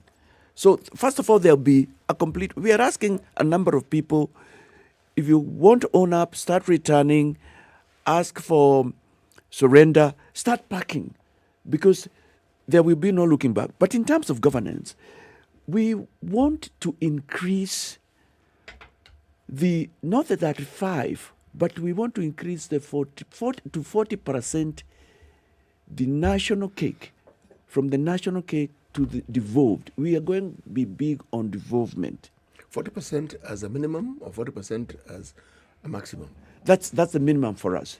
Actually, we were talking in another of your system, media station last night, and we said to them, we would even want to say 50, but we need to get there and get to know the figures. But we are looking at 40. What is of interest to us is not what our competitors are saying, pesa mashinani na kadhalika, is the fact that we want the grassroots to be the governance, to be the disbursing, to be the procuring entity. And the component I'm bringing in the definition of democracy is by the people, by the people, by the people. We have this form of government where so far the people are not involved in making decisions. Even at the grassroots, ward rep, the MCA, many other, there are even ministers, the same bureaucracy we find in the head office and in the civil service. But this time we are saying the street, mtaa, the nyumba kumi. That's why we want them to decide the use, how that money will be used, what will be procured, who will be given tenders. No, not the ward rep and the other officials. At that level, what we will do, you could say it's a model that maybe is happening in other countries. We want the people to be the people. We've given them 40 minimum, and we've told them decide. That will just turn around, revive. It will be phenomenal on our economy. We want the cooperative movements back in a big deal. This worked in my years. I met them. I live somewhere in the Rift Valley where we bought land, 42 people through a cooperative movement. We went to school, all my age mates round about then. And before that, my parents were squatters somewhere in Baringo County, cutting down tree branches under the Ministry of Forestry, as it were, to do 500 shillings of buying a share, within the Molo area. Look at the Pyrethrum, cooperative movement, milk. Man, we saw people driving, building from mud houses to mabati, thatched. And if you go to the place now, there is electricity. We want to strengthen small groups. We want to take governance. We want the people to make decisions themselves. And the lowest is mtaa na nyumba kubwa for that money. That will be one of conditions. Okay. It will, of course, entail changing the law. And we are saying with that, employment. My sister Ndu. I want us to take a break Yeah, and by take a all look means, at by all means, weather by all and means. traffic. But I think, of course, important to come back and continue this conversation. Presidential candidate David Wahega is in the studio this morning with running mate Ruth Musheru, and we're looking at what the vision is for Kenya at 27 minutes to 8 o'clock. As we take a break, it is the month that belongs to fathers at Sarit Your City, the special man in your life. From the 1st to the 30th, a whole month of discounts and activities this June. And on Father's Day, which is Sunday, the 19th of June, it gets extra special. Offers and discounts from various stores, medical camps, fitness challenges by Smash Fit Gym, art exhibitions by Sana Arts, superbike displays, and top DJs at the Rooftop Gardens. There's more. The Father's Day Sarit Your City will be hosting the premiere of the blockbuster movie Jurassic World Dominion at Century Cinemas. We've shopping vouchers and hampers from Dairyland for the main man in your life. And by that, we mean your dad. Stay tuned and find out how you can win a hamper this morning on The Situation Room. It's 26 minutes to 8 o'clock. We'll be back.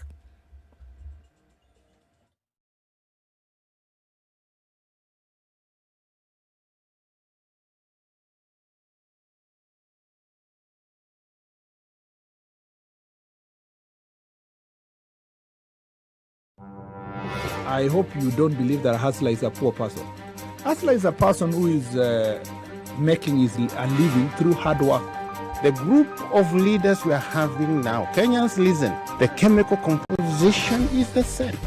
You will mold them to ODM, then NASA, you mold them to Kanu, mold them to Jubilee, mold them to any other different color sometimes, but the chemical composition is the same. It's not about me as Nurdin Haji, but it's about the constitution that I swore to protect. So when individuals attempt to hoard those powers and they want to be investigators and also prosecutors, then of course I have to defend that position because that position is in the constitution and that's what Kenyans wanted. I'll tell you what happens is that when you ignore court orders, you're creating and quoting anarchy.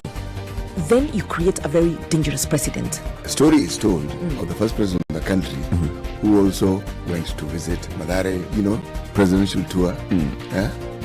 And of course, he went to this place and he introduced himself. So one of the invites says, hata kuna jina kama yangu.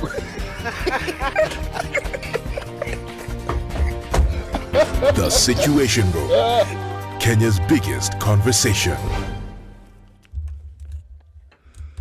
Mostly cloudy conditions in Nairobi this morning at 14. We'll see highs of 25 and lows of 13. At 14, it's partly sunny in Nakuru. We'll see highs of 26. We'll see highs of 25 in a rainy Nyeri this morning at 15 and coming down to lows of 12. While at 11 degrees, Eldoret is sunny. It'll go to highs of 24 and lows of 10. Partly sunny conditions at 26 in Mombasa. Highs of 29 and lows of 24. While it's partly sunny in Malindi at 26. It'll go to highs of 29. It's 18 degrees and partly sunny in Kisumu. Highs of 28. We'll see highs of 27 and mostly sunny Kakamega currently at 17. Kampala is sunny at 20, highs of 27 and lows of 18. And at 22, it's mostly clear in Dar es Salaam. It'll go to highs of 30 and lows of 22. 7 degrees and slightly warmer in Johannesburg, highs of 15 and lows of 4. And we're looking at mostly clear conditions in Lagos at 26, highs of 31 and lows of 25. Kinshasa is clear at 20. It'll go to highs of 32 and lows of 20.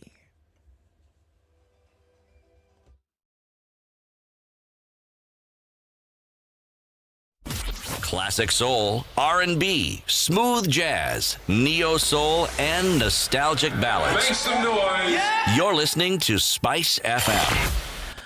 The clock says we're officially in traffic hour, not forgetting that the last 1.5 hours has been a bit crazy on these Nairobi streets. We're looking at heavy traffic on Lunga Lunga today. If we're looking at that whole industrial area circuit, Joga Road industrial area coming out towards Lunga Lunga, Likoni, onto the Likoni interchange on Mombasa Road, not too bad right now. Mombasa Road then coming up from the Gateway Mall, we've seen a bit of action there and it's slowing down considerably as you get out towards North Airport Road. Quite some bumper to bumper traffic. Okay, so they opened up that turn off at General Motors and then voila, like Houdini, they closed it again. So if you're coming in the direction thinking that it's open, it's not. You're going to have to go the long route. The bypass, the southern bypass, a little bit of a clog up of traffic there. So just watch out for that. North Airport Road seeping onto Outer Ring, we'll have a bit of an issue there. Manyanja, Juja, Kangundo Road coming into that general area. A bit of traffic here and there, and Outer Ring leading onto the Thika Superhighway, which, by the way, is bumper to bumper all the way through to the Pangani Underpass. Watch out for that. Kiambu Road is doing that thing again as usual. And Limuru Road is also quite jam-packed this morning. Traffic hour, here we are. Let's talk in about half an hour and see how things have changed. Talk to us about what's going on in your neck of the woods. SpiceFM KE on Twitter. Text 40127.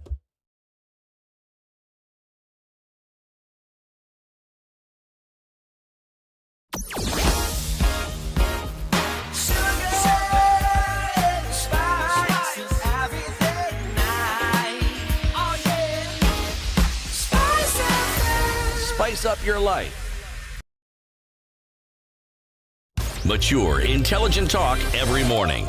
Spice up yourself.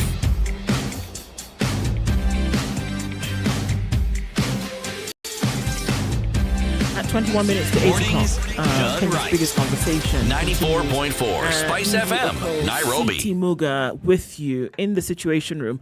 And our guests for this hour, presidential candidate David Wahiga and running mate Ruth Musheru, talking to us about their vision for Kenya.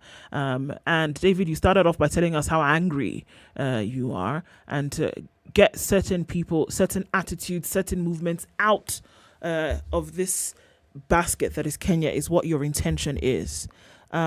one question that we've been asking for months, whenever we talk to anybody about what they want to do in this country, is how you're going to do these things. You yourself have said a few minutes ago that it's about time that there was some sensible interrogation of anybody who comes and says that they want to hold this position.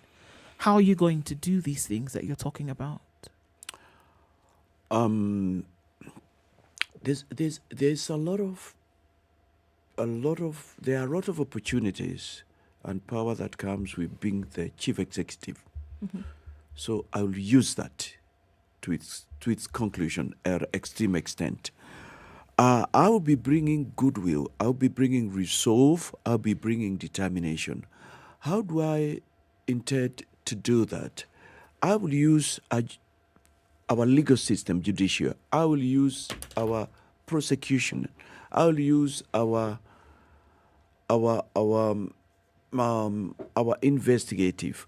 I will use reports which are there that have been written. I will use manifestos, not manifestos, reports and projects that have been written. I will educate. I will urge Kenyans. I will tell Kenyans there is a new sheriff in town. Don't fear. I will ask for whistleblowers to come out and say what they have not done. We are actually looking at a situation whereby within the office of the presidency, we will keep a department that will deal with this whole issue of where is our money and the whole business of getting it. I'll not throw anybody down the cliff. I'll use the rule of law. I will also be ready to say and join with Parliament. Look, if you come up and you say, yes, I got into this is what happens, and I have this money, I am returning, we'll say, okay, but if you don't, then after the cut-off period, which we are looking at, we don't want to waste time. We are telling people within 100 days to latest 6 months. If we don't, we shall go very radical. We'll work with our partners, our friendly countries. This 2nd trillion is in those countries. I am getting a little sad, but the more I get sad, I get determined. This whole discussion is not going on. Right now, we started this conversation after I unveiled my running mate last Saturday. And in our statement, we said we want to start from the 6 trillion Kenya shillings. We want to know what it is doing there, who owns it, and who has it. What it's doing in Dubai, in Seychelles, Malaysia, what it is doing in China, what it's doing in Cayman Islands, in the Isle of Man.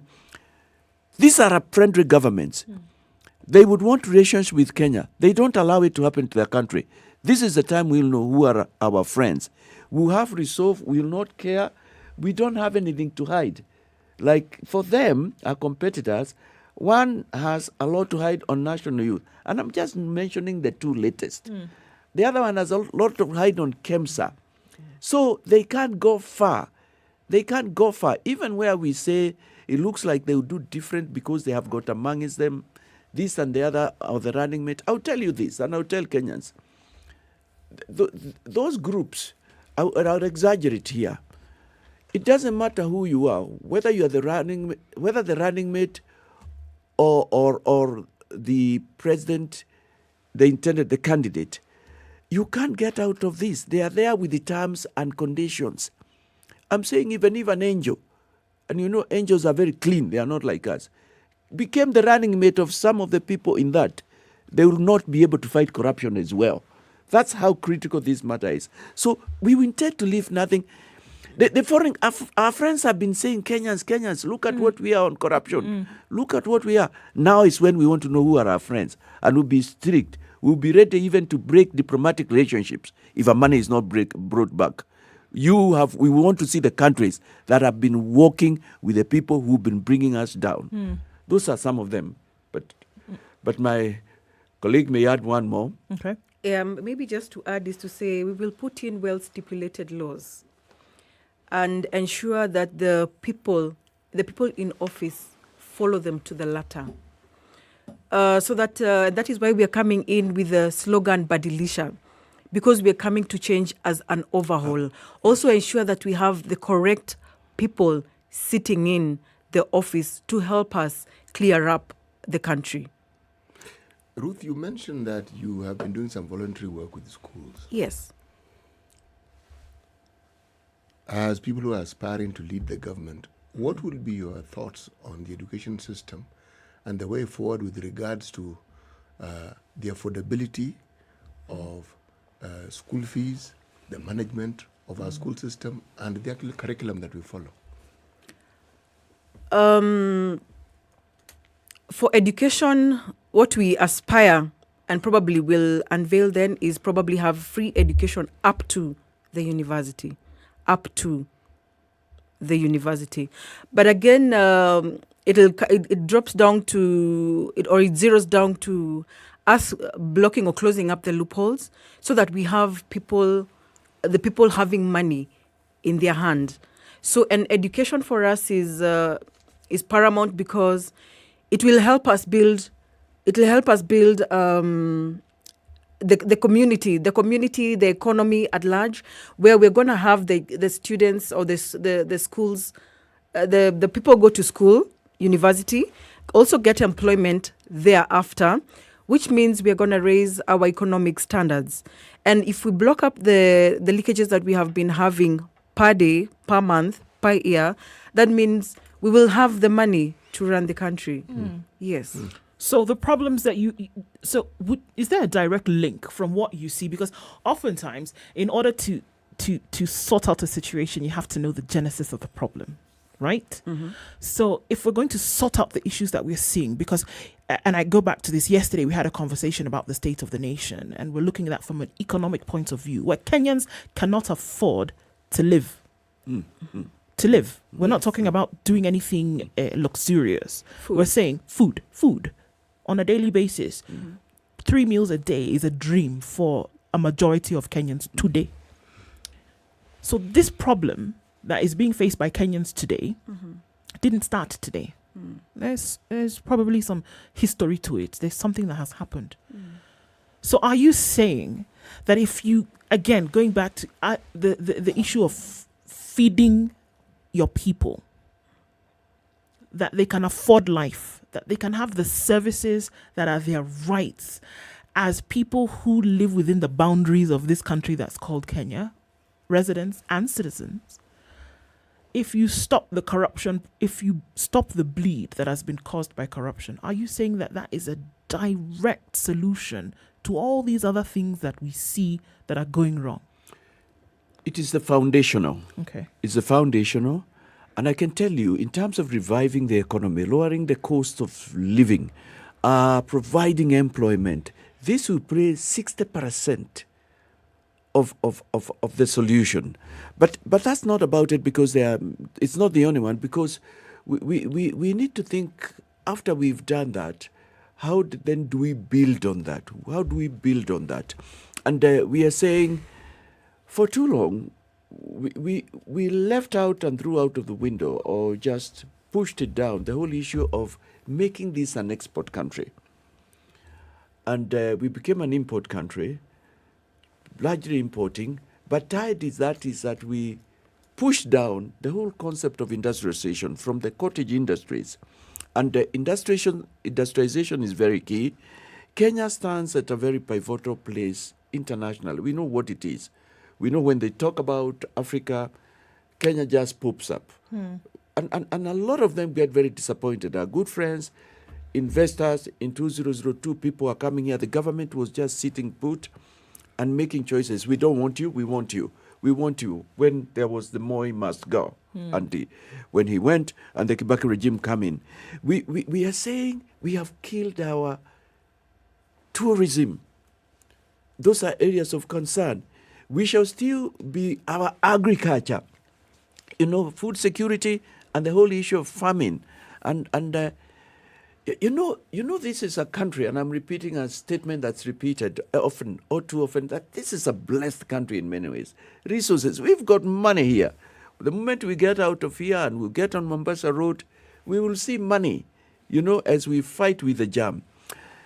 And what happens in a situation like that is you don't see, you still manage to survive, you're able to wake up, go to work, struggle with paying your mortgage or your rent, but continue surviving because somehow you can do a side hustle. But look, we are a country that's supposed to be beyond just surviving so hard. We are supposed to be a nation that is living in plenty. The national anthem, one of the pillars, plenty be in our midst. So that when few things are done, we are excited, but we are saying where we are.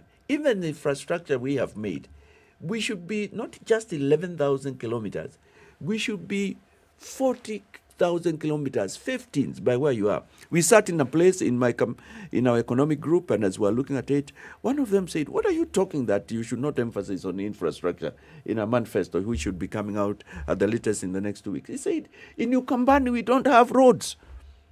In Ukambani." Then the other one that was asked of us in another station was, what are you going to do about the perennial water problems in the north? As we sit here, we know there has been studies. There is, and there has been even efforts. We are not even saying anything very new here. Nor are those who are talking saying anything very new.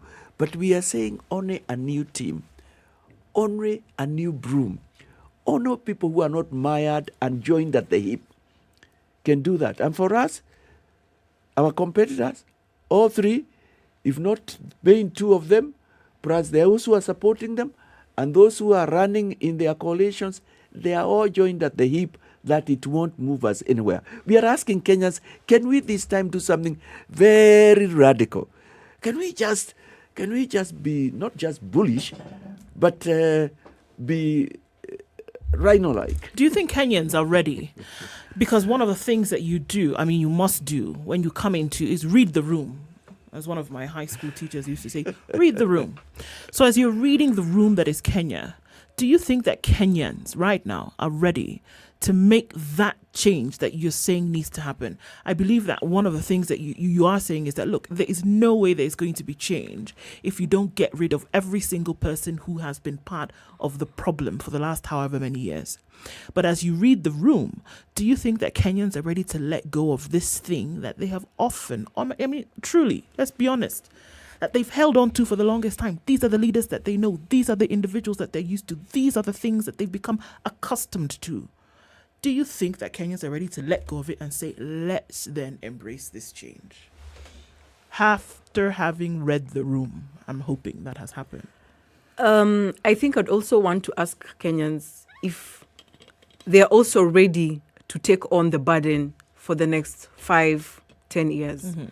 Because we are a new broom. We're calling ourselves a new broom. Only a new broom will clean up that well, as opposed to the old broom. So we need to change our attitude towards the change that we need. The Badilisha move that we are coming in with is to change the environment. Let's change our thinking. Let us accept that things need to move to a different direction intentionally. Because Kenyans, if we choose the same corrupt leaders, let's stop complaining now. Leave alone the 60 days or less that we have.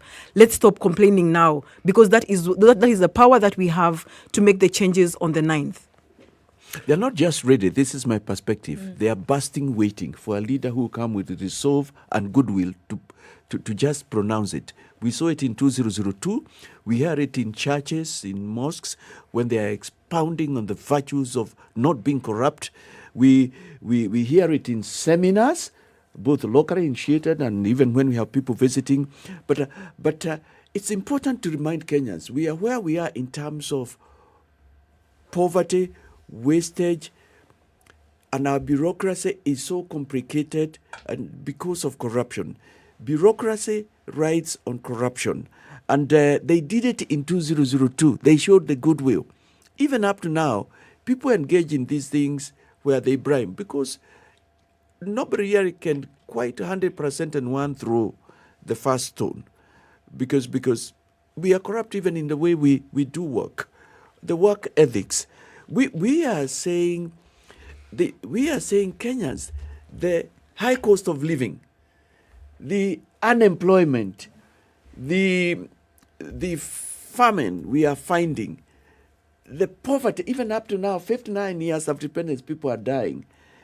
the lack of accountability to know what's happening to our oil, how much has been discovered, what exactly is the state of titanium and other minerals. And somebody reminded us, you know what? God Almighty has even not exposed all the minerals in Kenya because He's looked at Kenya and has had mercy. If I give you more, what are you going to do with it? What are you know, that sort of thing. So, I mean, for us, we are not part of them.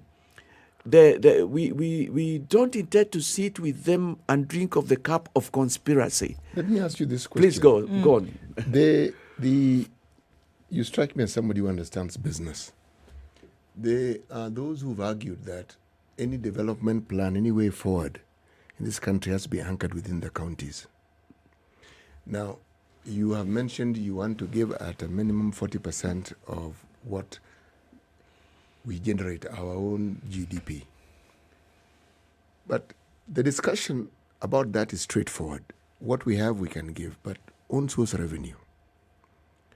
What would you plan to do to ensure that the counties not realize their potential? First of all, document, because there are people who understand the potential. Document this potential and ensure that when they generate it, they actually keep it.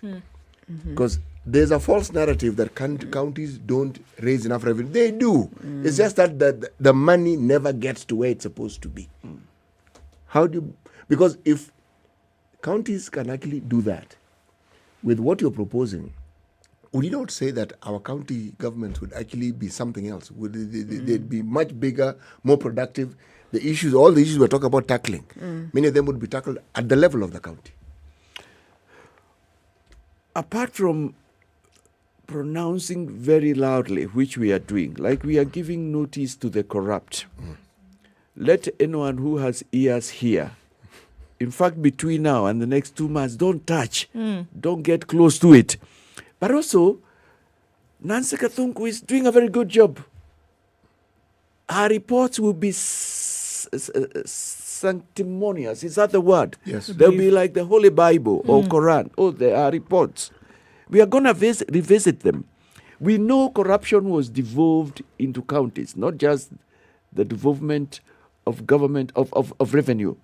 We know corruption was also devolved. But we are also saying at that level, and we shall not wait to register it, that we shall be singing it. Uamuzi mashinani. That's what we are saying it. That's even our economic policy. Badilisha leta uamuzi mashinani. We want decisions to be made there. It's a song we are going to sing. Yeah. Kenyans, I have faith in Kenyans. Kenyans are great people. They are hardworking. They are respectful. They are not tribal. They are made to be tribal. They are God-fearing. They are educated. I mean, we have the potential to bypass those other countries. I want to tap into that. Fantastic. But finally, I also want to lead. Ruth and I want to lead by example. Great. Example. It was great to have both of you here this morning. And what we can say is that we wish you all the best in this campaign and then going into the elections. And it's great to hear some of the things that you have in store. It would be nice to have you back again and see how things are going when they do go. And as you have a final message that you want to share with Kenyans in about 30 seconds, what would that be? Kenyans, let's vote. Let us go to the voting peacefully. Let us take care of each other. Let us make the decisions and the changes that we want to make for the next 5 years. Yes. 6 words from me. First one, amani, amani, amani. The other 3, safari. The other 3 words, badilisha, badilisha, badilisha, uongozi. Badilisha. Hiyo ndio itakufanya ubadilishe Kenya. There it is. A great way to end this morning. Thank you very much, David and Ruth, for joining us. We're coming round to 8 o'clock this morning. And this Tuesday, as in every other Tuesday for a while on The Situation, we'll wrestle with the scourge of misinformation in partnership with Fumbua, a journalism project that was born out of the need to tackle misinformation, malinformation and disinformation during the election season. Kenyans have become used to being bombarded with misinformation during every election cycle.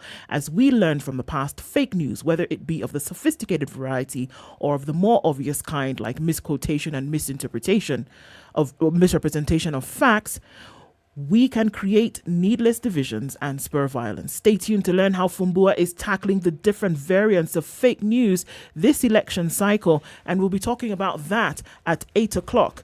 Don't forget, find out more about Fumbua on Fumbua Kenya Twitter, Fumbua KE. It's now 8 o'clock.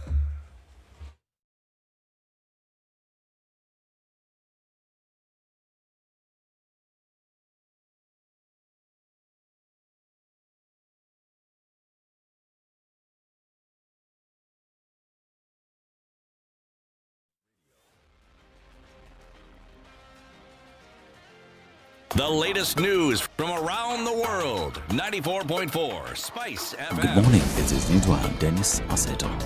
Less than 60 days to the general election, and stakeholders in women rights advocacy are calling for collaboration with the media to support women's visibility and participation in politics. According to Nyeri, the Executive Director, Federation of Female Lawyers in Kenya, there is evidence to show the critical role the media plays in gender mainstreaming. Nyeri also challenged the political parties to give their female aspirants a fair chance to participate in active politics. Roots Party presidential candidate George Okoh has retreated if elected in the August polls. His administration will reintroduce the death penalty, ostensibly to curb the runaway corruption in the country.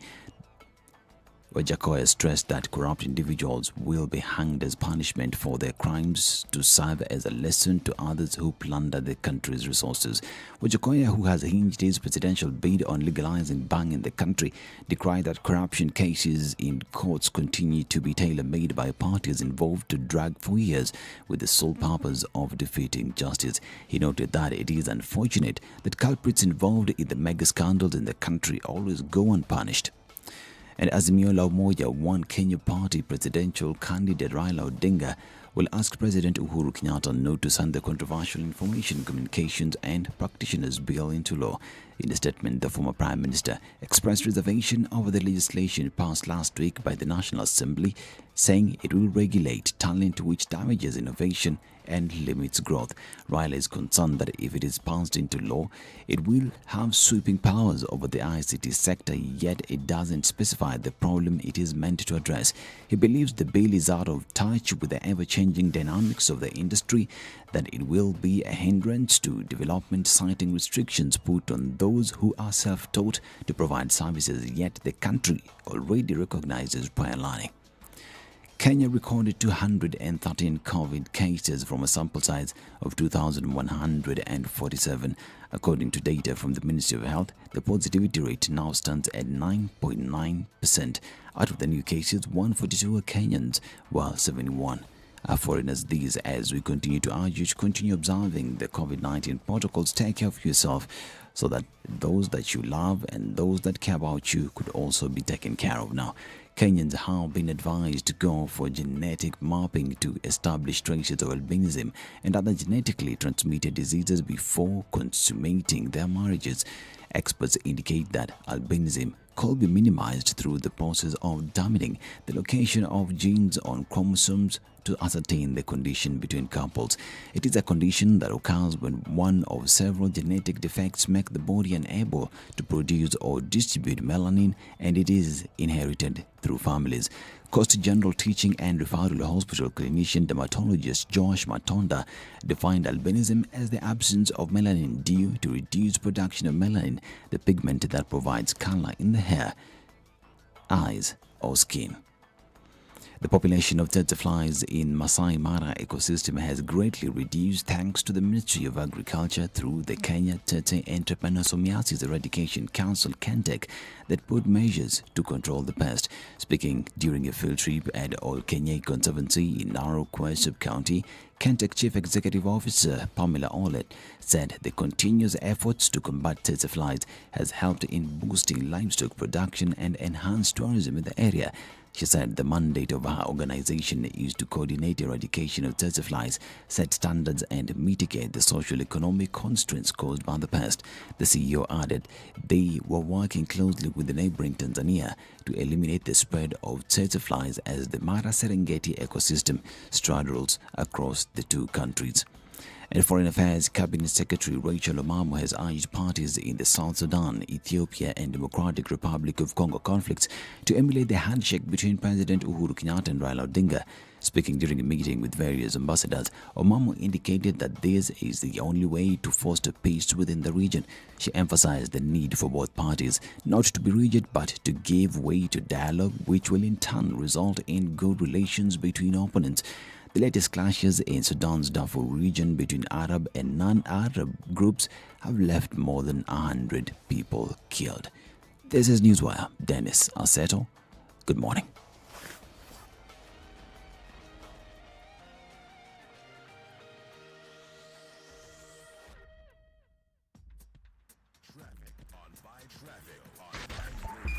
On 102.5 Spice FM, Kisumu.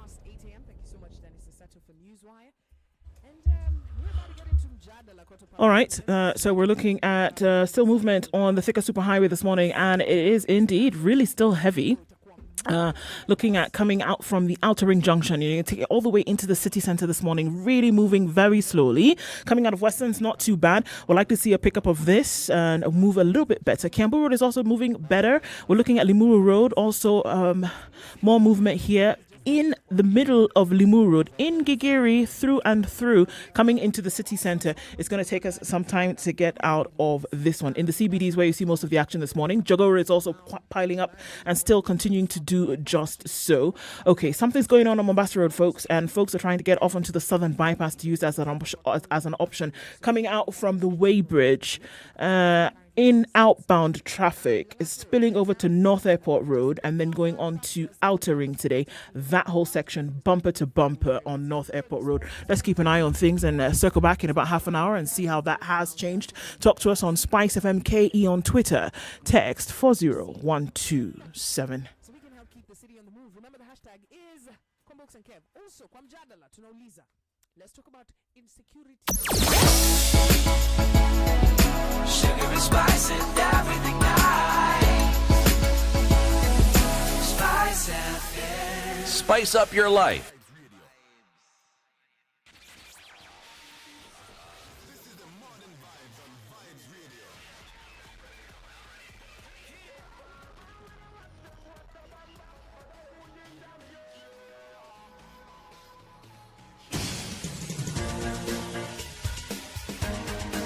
This is The Situation Room, the home of hard-hitting political commentary and penetrating insights about the state of the nation. This is a talk radio experience like no other. The Situation Room, a place for hard truths, debates, and elevated conversations. The Situation Room, witty, political, engaging, deep, controversial. In the room, we have C.T. Muga, researcher, academic, seasoned political observer, a fountain of wisdom in these politically uncertain times. Ndu Okoh, Nigerian by birth, Kenyan by choice. Indeed, the only way to start your day. It's 7 minutes after 8 o'clock on this Tuesday, the 14th of June, 2022. We are into the third hour of Kenya's biggest conversation. Welcome to our audience on KTN Home. Thanks for joining us this morning.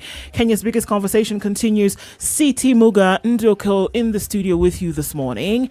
And we're getting into a conversation about misinformation. And our guests are already in the studio, bright-eyed, bushy-tailed. Before we get into that, let's hear today's proverb. The proverb is from the island of Seychelles. The islands of Seychelles. It's more than one island. It is not worth adding water to the sea. That's the proverb. It is not worth adding water to the sea. Yes. What are your thoughts on that proverb? What does it say to you? It says to me, it's almost similar to, if it's not broken, why are we fixing it? Mm-hmm. It's almost like it's the same energy. It's here anyway. Yeah, so we can't change it. We can't change it. It's yeah. Why replicate efforts? Yep. Why do more of one thing multiple times? Why not use what you already have in? I think so. What does it mean to you? That's the whole point. Proverbs mean many things to different people. And there's no understanding that is better than the other. It's how it speaks to you. Yes. Yes. This is one of those exams where 1 + 1 must be 2. Well, in the area of information and communication and all these other things that we hear jumping at us every day, those are the two voices and the two faces of our two guests this hour. Maurice Otieno is the executive director of Baraza Media Lab, and Wanjiro Nguhi is the program manager at Fumbua campaign. We've heard that word buzzing around the last couple of days, and now we're able to make the connect, right? And say, okay, media, there's information, there's communication, and then there's Fumbua. So going into the election, even before, months before, we've heard so much in terms of things that are being said. Somebody said this.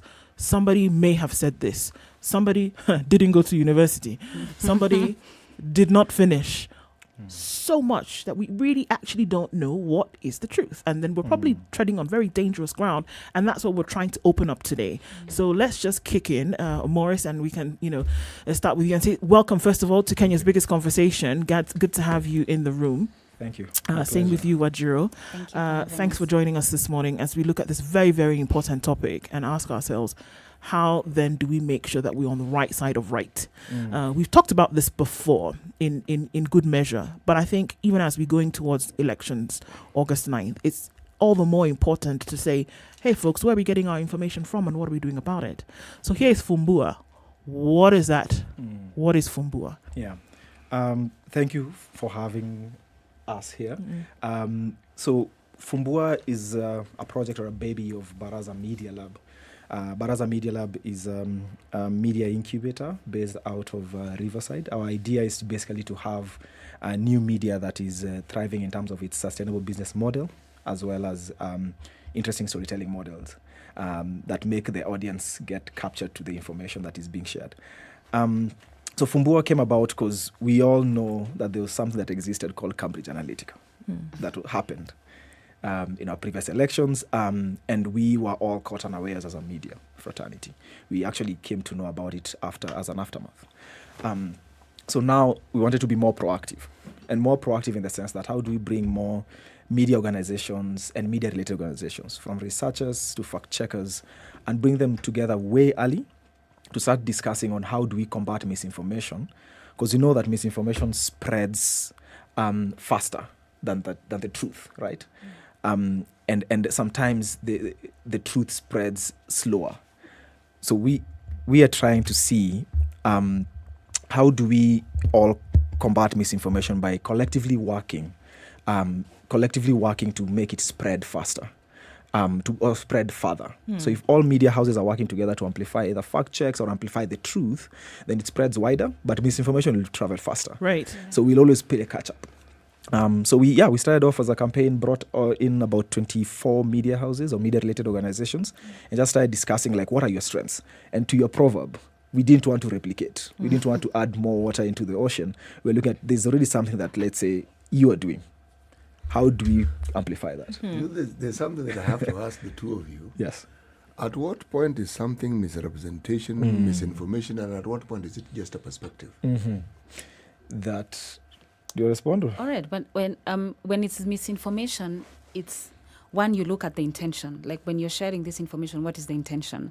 Are you trying to convince people, or are you trying to make people feel a certain way? Are you trying to confirm a bias? Are you trying to, the intention? And then also you look at what is the actual truth. For example, right now we're in an election season, and we are in the election season where the IEBC is confirming and verifying and clearing. So if, for example, she mentioned the degree, if you don't have a degree, you don't have a degree. If you tell us you have a degree and you don't have a degree, you're misinforming us. All right. If, for example, you were supposed to come up with 200,000 signatures and you don't have 200,000 signatures, and IBC tells you need 200,000 signatures, and you know you don't have those signatures, and then you come and tell us the deep state is coming after me because I am threatening the deep state. You see, now you're misinforming us because the truth there's the actual truth, and then there's what is favorable to you. So misinformation essentially is lying. It is lying, and it is lying in a way that that leads to questioning the legitimacy of a process, or leads to questioning the legitimacy of an institution, or leads to making yourself look like a victim. Well, in actual sense, you are actually on the wrong. How do you understand intent? Because I think you mentioned the word intent. How do you tease it out? How do you know that, okay, given what this person is saying, the intention must have been... I think one of the things is what she said, like who's sharing that information. Sometimes also context matters. When somebody has left out, intentionally has left out some... That's what I'm saying. How do you know they've intentionally done so?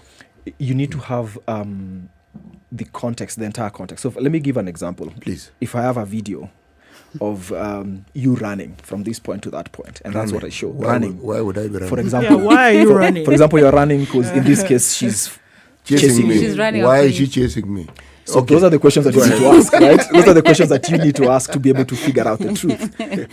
But if I give that context and then show that maybe there's a lion that is there and that's why you are running away because you saw it fast, then the intention is I've given this perspective and this context that I want these viewers to believe that this is what is happening. Yet if I give this wider context and then you start questioning the why. Give me a political example. Political example. Something that happens in our political sphere that would explain, so that when I look at it, I know, this could be the reason why this it, individual did not want to inform me about 1, 2, 3. So, for example, and usually misinformation occurs where there's a lot of data that is required. So, for example, if you pin down, I think there was a fact check that was done around the president's speech during Madaraka Day, and he was saying about 12,000 kilometers of road has been built, right?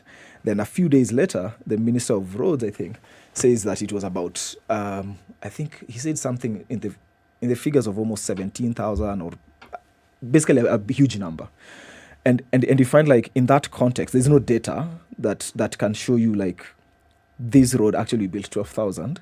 And it's said in a context where it's public. I want to show that I've worked, So I'll not give you the entire context of how much you've built, but you'll only build 12,000. So it's intentionally leaving out some information for you to see them the way you need to be perceiving them. Okay, so in terms of the general public as consumers of this information, or this misinformation in this case, it seems as though it would be a laborious process to then go and start to find out all of this, okay? Because somebody who's watching the telly or whatever and saying, look, I'm listening to the president's speech, I'm hearing him say this, you're likely to, pack and go, right? But we're saying, ears up, everything that you hear is necessary then for you to do a check on. Are we getting to that point where absolutely everything you hear then needs to be something that you need to find out whether it's true or not? Yeah. Is that where we are going? I think we just generally need to be critical consumers with this information age where there's a lot of information that is coming at us, from various sides.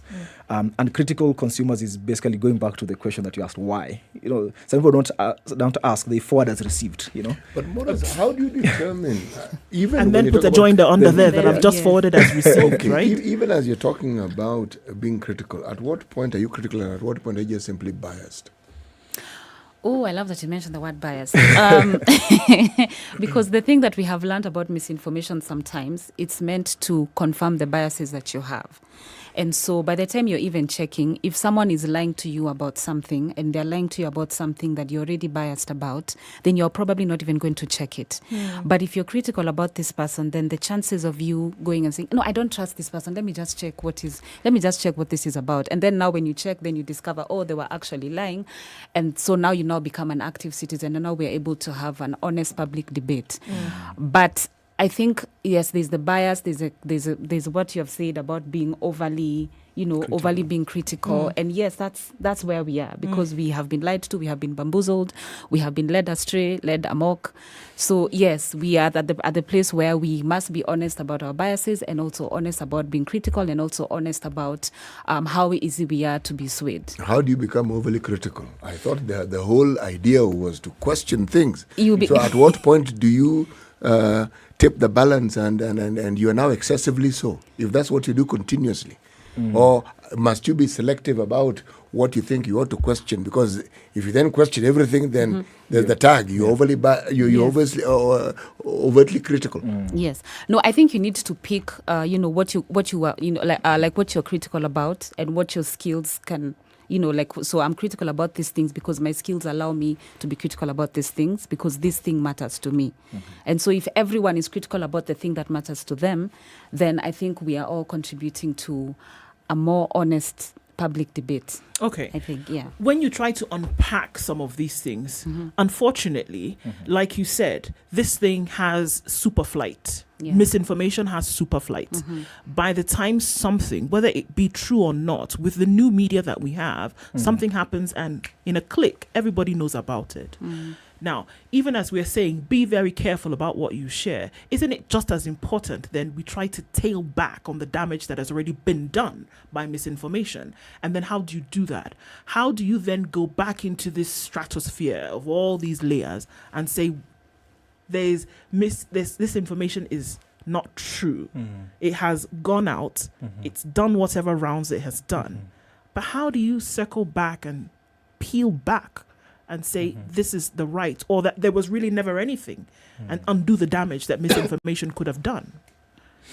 I think that's where fact checks come in, but fact checks are not for me, the way I view fact checks, they're not the sort of like holy grail of fighting or combating misinformation. It's just one bit of how we combat misinformation.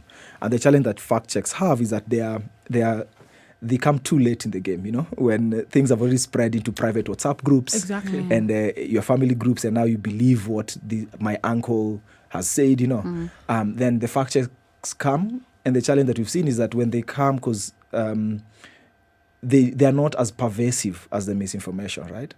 And that's where now maybe bringing together various media organizations that have multiple pockets and demography that can share the fact.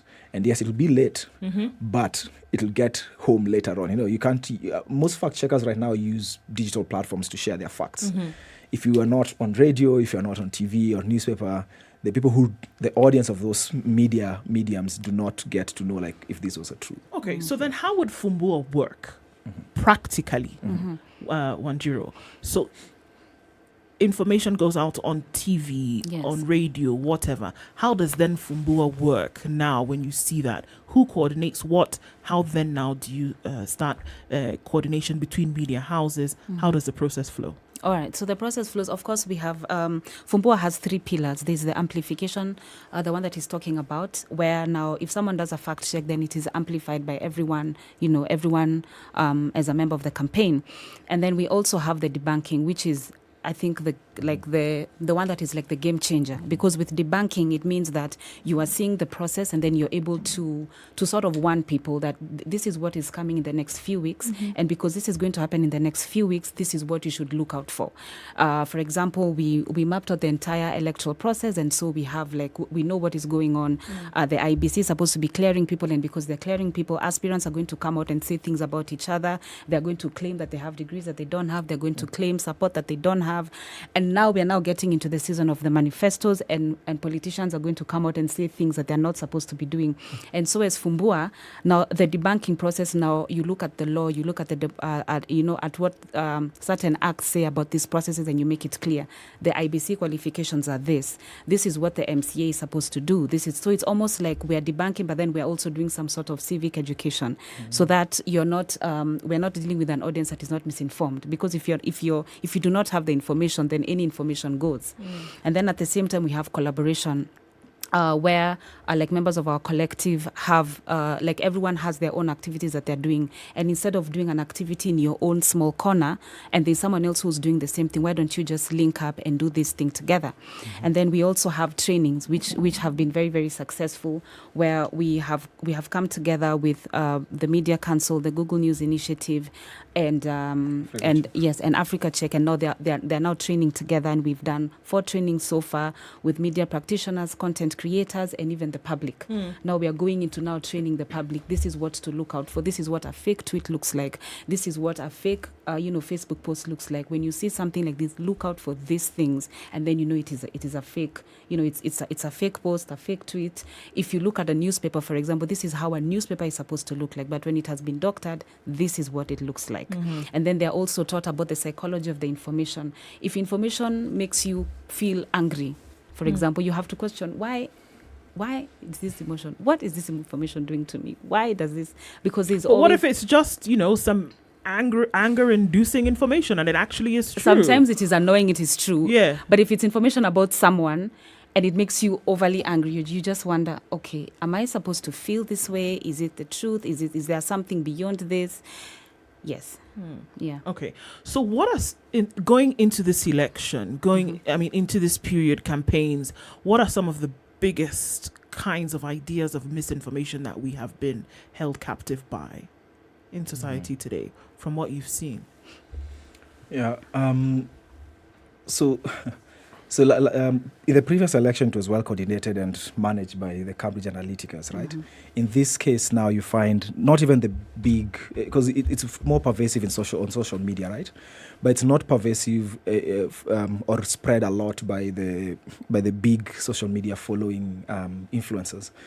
You find like this person who has 200 followers, 100 followers, who we call nano influencers. Yeah. That's the thing that we're seeing. So those guys are becoming more vocal in terms of how you can see it's very well coordinated in terms of share this information because somebody is attacking my manifesto on Mitumba, and you find like I have 200 followers, because typically it would be like somebody who has 200,000 followers. Right. Now the 200,000 followers have become guns for hire, and people know that. So now you find more people who are becoming like guns for hire for now are the nano followers. So the guys who have 200 followers, 100 followers. So that's another trend that we've seen of how social media is being used to influence or peddle some of the misinformation that we're seeing. I think video misinformation, especially on platforms like TikTok, and I hope at some point you can have the researcher who did that, are becoming more pervasive than word on Twitter. So video and YouTube are becoming, on TikTok, are becoming more pervasive than using platforms like Twitter. Okay. How would you know if it was successful? That if you were trying to say we're stopping this proliferation of misinformation or disinformation or malinformation, how would you know that it had been successful, that something has then been repealed or then removed, clawed back on in terms of wrong information that went out into society? I think you cannot pull it out of people who have already seen it. The much you can do is to try and repair the damage that has already been done. And that's why I was saying fact checking is one kind of solution, because it's usually catching up. So if I've already consumed this misinformation, it's gone. Yes, I'll get this fact check. Now I have these two pieces of information. One is true, one is not, but I cannot remove this wrong one. And that's why I think there's a need for a very consistent and persistent media literacy on how we consume information. And the way I'm looking at it is more actually the people who consume, in our experience, the people who we've seen are very susceptible to consuming misinformation are, again, not critical thinkers in terms of how they consume information. Because, again, I receive it on Facebook, I receive it on Twitter, I receive it on TikTok. I consume it as it comes, I forward it as it is, right? And these conversations start on social media, then come back to closed groups like your WhatsApp or Facebook groups. And you find most people who are using, let's say, your Facebook and YouTube, the people who are either in the peri-urban areas, the level of sort of like engagement, digital civic engagement is not that high. So you find misinformation is also very pervasive in different social demographies. It's not equal. It's not equal across. I would argue, though, that what you say of people who perhaps do not have the luxury of having these tools to enjoy what the diversity of what social media represents, what you say is true, but it's representative of everybody. Because depending on whatever strata you belong to, they again will be things that you are inclined towards and you're inclined to believe. Just like politically, people are inclined to believe anything about their favorite candidate as opposed to someone else and believe the complete opposite of the candidate who is not theirs. So I'm arguing that we are hotwired or to actually be misinformed. Yeah. Yeah. Because as she said, it's confirming your biases. You're a human being, you have biases, right? So yes, we do. So essentially what we're trying to say is, how do you question your own biases? It's a very critical How do you query your own biases? How do you even recognize your own biases and admit that you have your own biases? If you look, for instance, at the information we keep reading, every time a black person is shot in the States, okay? Yeah. The impression you get is that these people are killing black people by the dozens. And yet statistics, just numbers, show more white people are shot and killed than black people. Just the fact. But numbers, numerically speaking. But if you look at ratios and you consider, for instance, that the white people, the people we call white, represent something like 76%, and that the black people represent only 13%. If, let's say, we look at the year of 2020, where 457 white people were shot and killed, and only 241 black people were shot. If you look at the ratios, very many black people were killed. 241 as a representation of the 13% that they hold. That they exist in the first place. Those are very many people. Now, when you talk about getting people to understand, do you point them towards getting information? Because information is what unlocks biases. Yes. And how to consume that information. And again, how that information is presented. Exactly. So you see now the way you've put, because I also thought, and I know, you see that black people are being killed in America. Yeah, in fact, they're finishing them according to the information. Country. Even me, I cannot go to America. I will be finished. Yes, I cannot do anything in America. But now when you've presented that fact, no, I went quiet. I just went, okay. And that's now what now we want people to do, to just go, oh. Wait a minute. Okay, hold up. Oh, hey. That. Okay, to have a wait a minute moment. Yes. And let's take a pause and a break right now on Kenya's biggest conversation and take a look at weather and traffic and then come back and continue. Fumbua wants us to take a wait a minute moment and say, with this information that you get, what are you doing with it before you forward as received? Yes. Fumbua, an initiative to get us to fact check, especially going into the elections this year, making sure that the information that we're consuming is true and is factual. Yes. All right, we're taking a break and we'll be back. It's Kenya's biggest conversation. But don't forget, this Sunday is Father's Day and Sarit, your city, is saying, how about you spare a special moment for that special man in your life, being your dad. There are many activities up for grabs this Sunday at Sarit, your city, and making sure that you can participate in that with your special, the special man in your life. All right, so there's a lot of stuff to do. There's bike rides, there is art exhibitions, super bike displays, music on the rooftop, maybe a fitness super challenge, giving you the opportunity to spoil your dad at Sarit, your city, and indulge his sweet tooth thanks to hampers from Dairyland. Winning is simple. Let us, under the Sarit, your city Father's Day poster on our socials this morning, let us know what it feels like to be in your father's shoes. Tell us about him, and you might win, courtesy of Dairyland. Let us know that this morning. It's Kenya's biggest conversation. Good morning.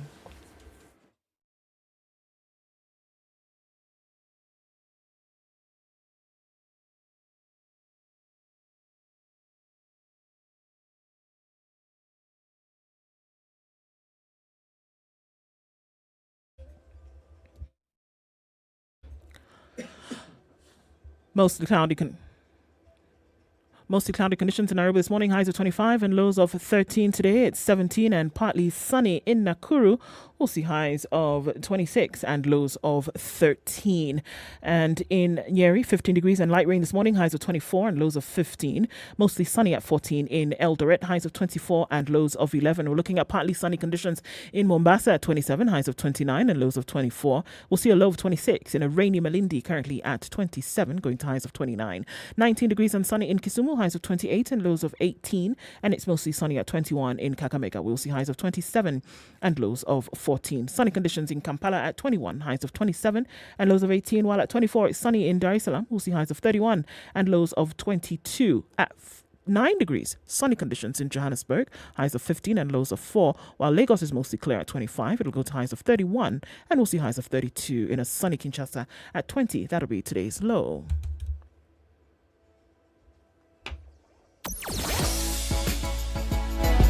Sugar and spice and everything nice. SpiceFM. Spice up your life.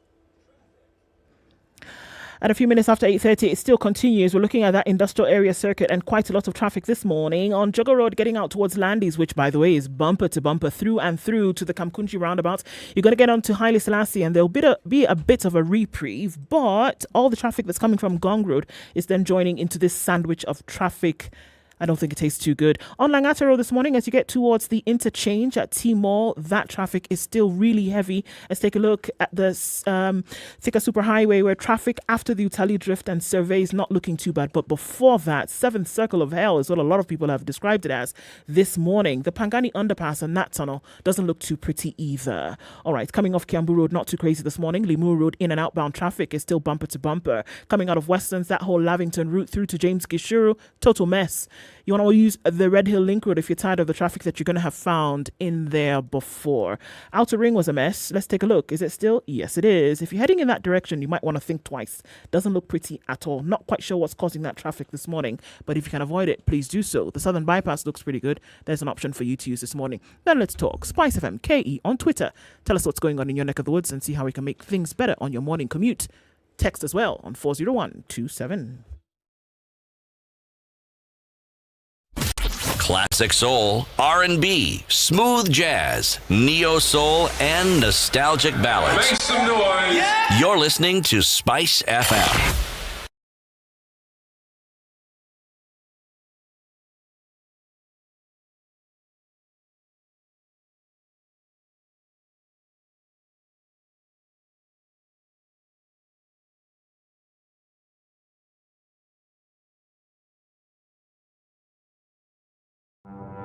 Have you seen them?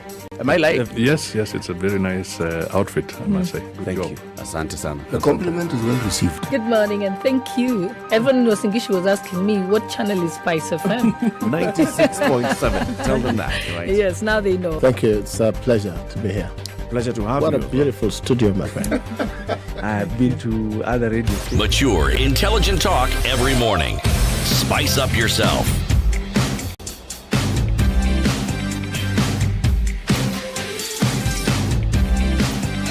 Mornings done right. 24 minutes to 9 o'clock. 94.4 Spice FM, We're having a Nairobi. conversation with Wanjiro Ngohi, who is the program manager at Fumbua campaign, and Maurice Otieno, the executive director at Baraza Media Lab, coming together to create, I don't know if I want to call it a platform or an idea whereby we want to make sure across board, users of information, creators of information and communication, working together to make sure that we are consuming true information. So now with the creation of Fumbua, as we're going into elections, one of the tools of politicians, call it right or wrong, is propaganda. They're going to use it because there's certain mileage it creates for them politically. So you already know that there will be information coming from a lot of these folks that is already not true. But it gives them mileage in terms of their campaign. It's used the world over. It's not just a Kenyan phenomenon.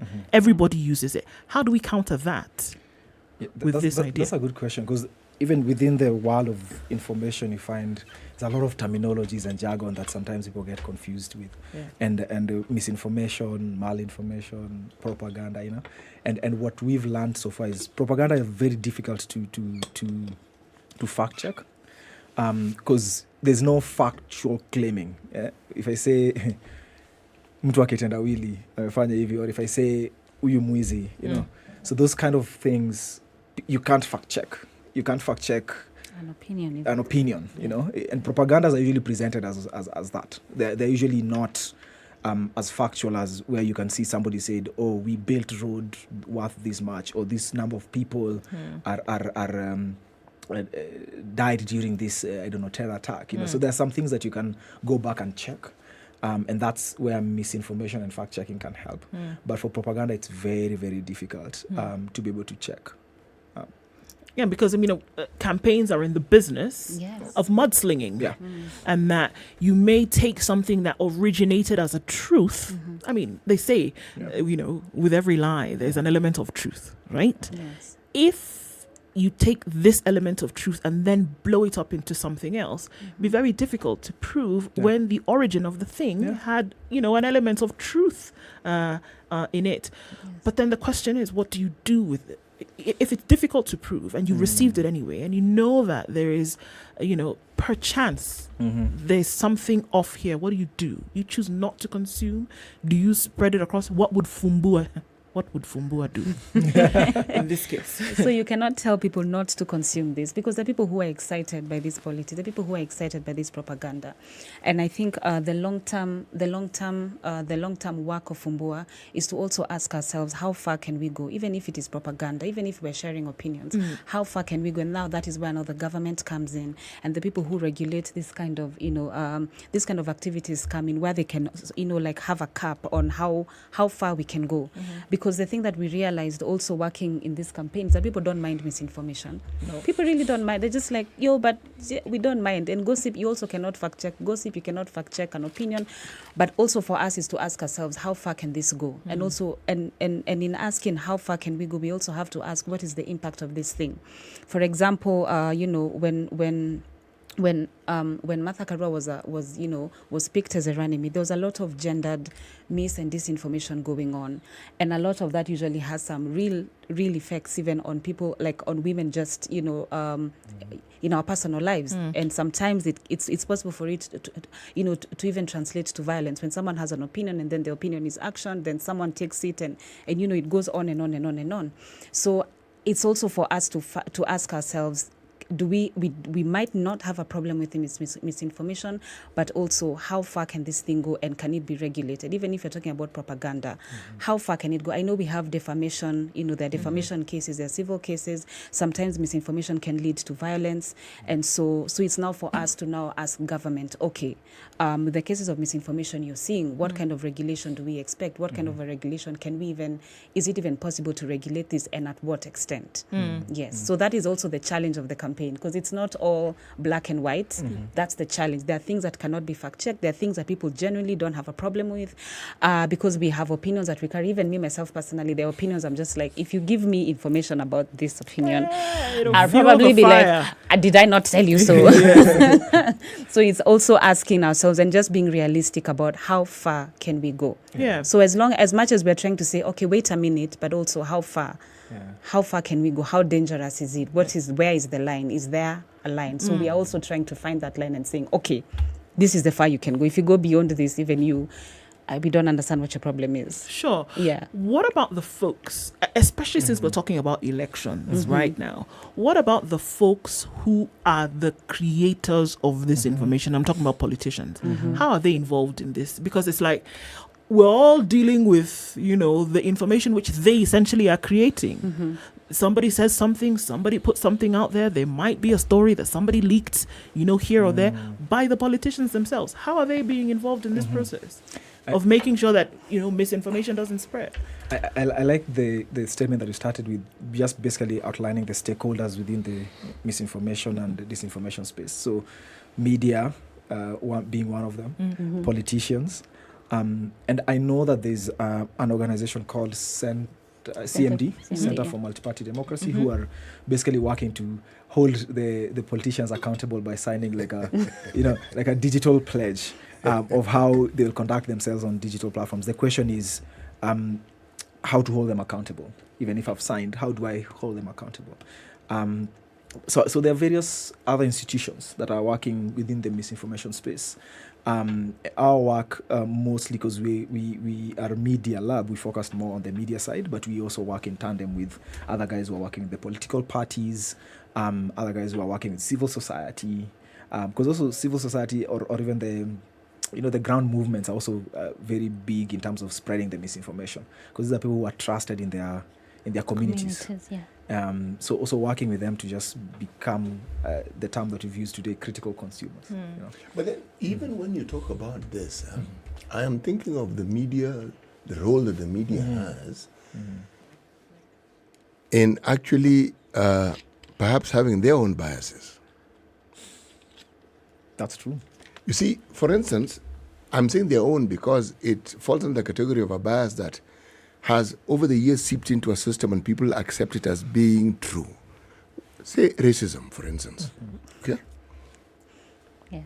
If something happens to a black person and the acknowledged perpetrator happens to be white, you immediately see racism.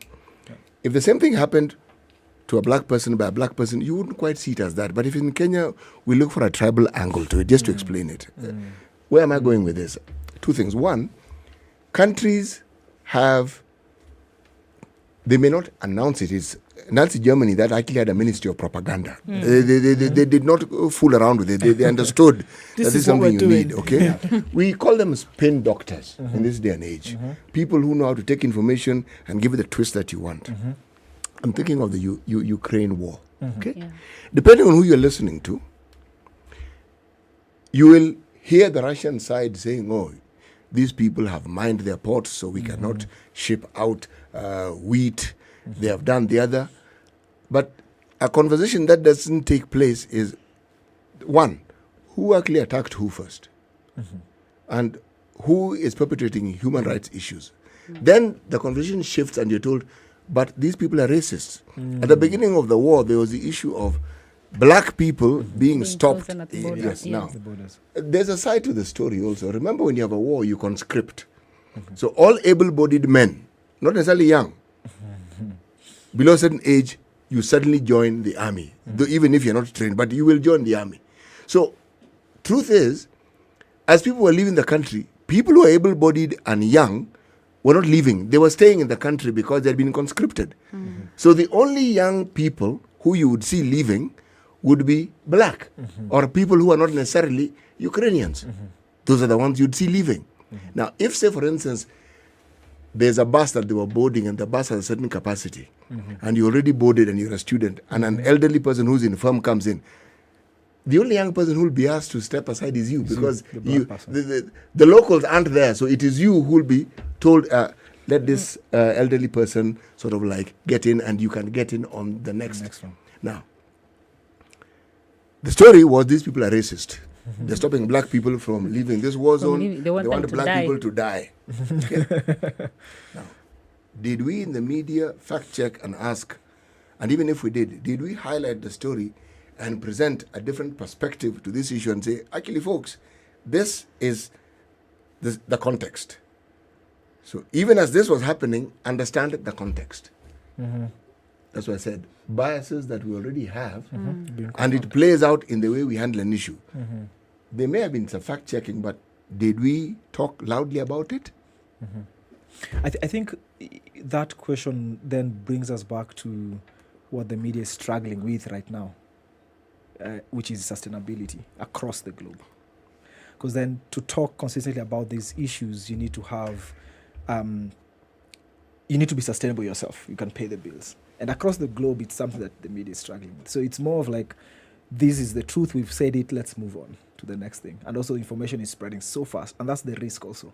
Because then the person who fills that void of media as a trusted entity is social media, where now it becomes an echo chamber where everybody's just making noise. They don't want to know that this thing was fact-checked or this thing is true, because it's emotive, right? Black people are being killed, black people are being killed. We don't want to hear, and that goes on social media, and that's where it thrives, and that's where the risk is when it spirals out of that platform and goes now to physical,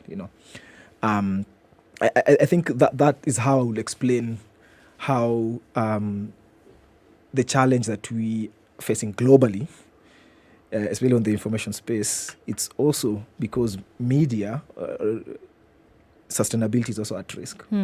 So are you saying that then the practitioners would rather take in that information and just let it go because there's a commercial aspect to it, and because there seems to be a struggle globally commercially, then it's easier to just let it go than to spend time and resources to check for the truth? I don't think they let it go. It's just the effort of, as they say, like shouting about it. It's not as vibrant. Because again, you'll shout about it consistently, you shout about it for some time, but at some point, you come back and you're like, okay, we've done our part.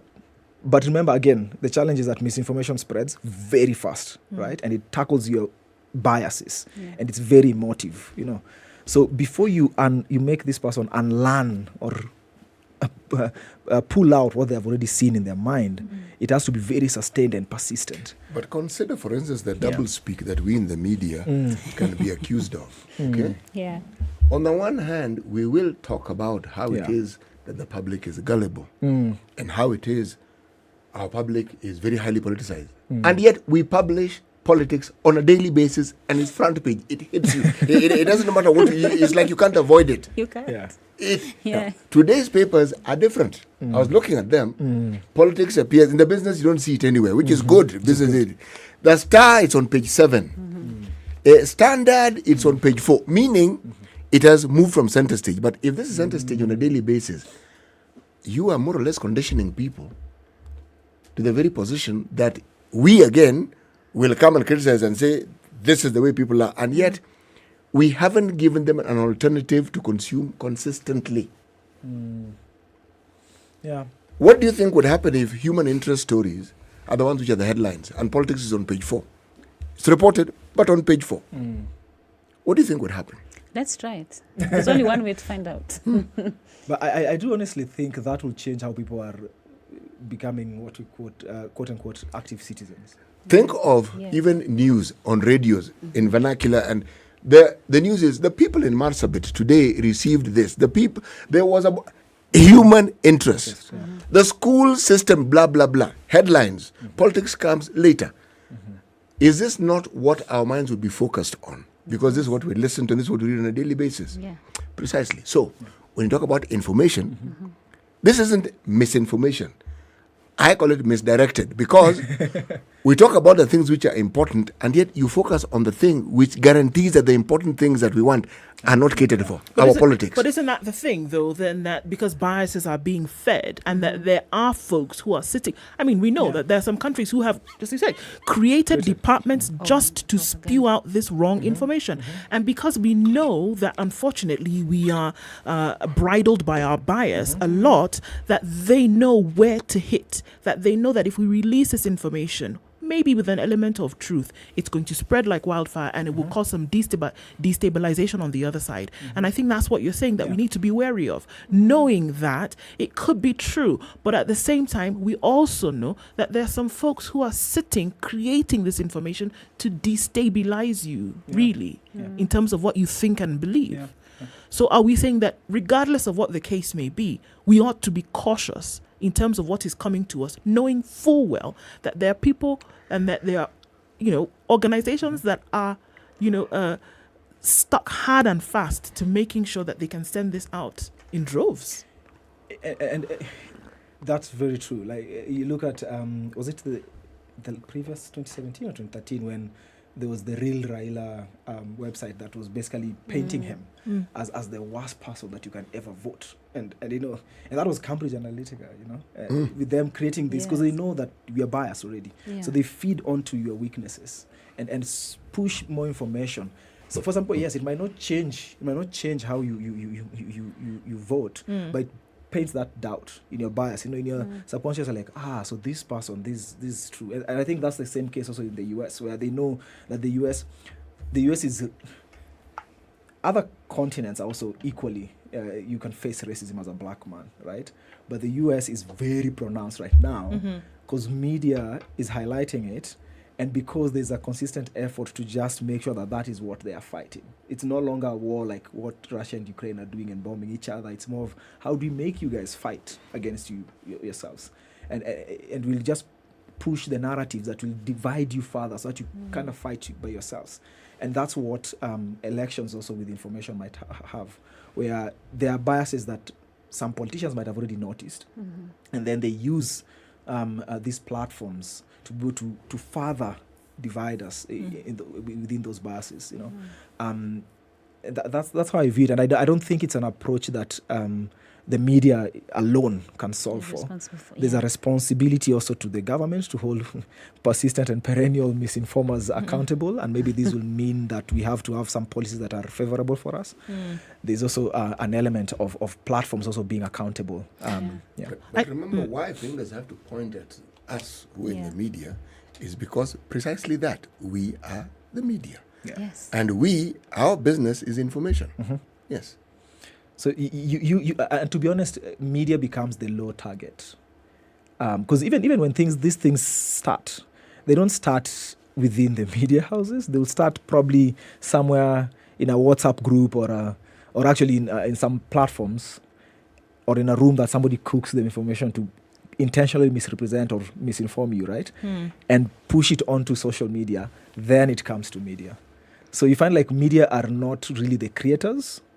Media are sometimes unconsciously the amplifiers. Yes. Or sometimes it's a cycle. Sometimes I feel like it's a circle. Sometimes you will publish what is it? What are they called? The documentaries, the exposés. Yes. So you will do an exposé, then it will find its way into the WhatsApp groups, and then it will be translated into something completely different, and then it comes back, and then it's like a broken telephone.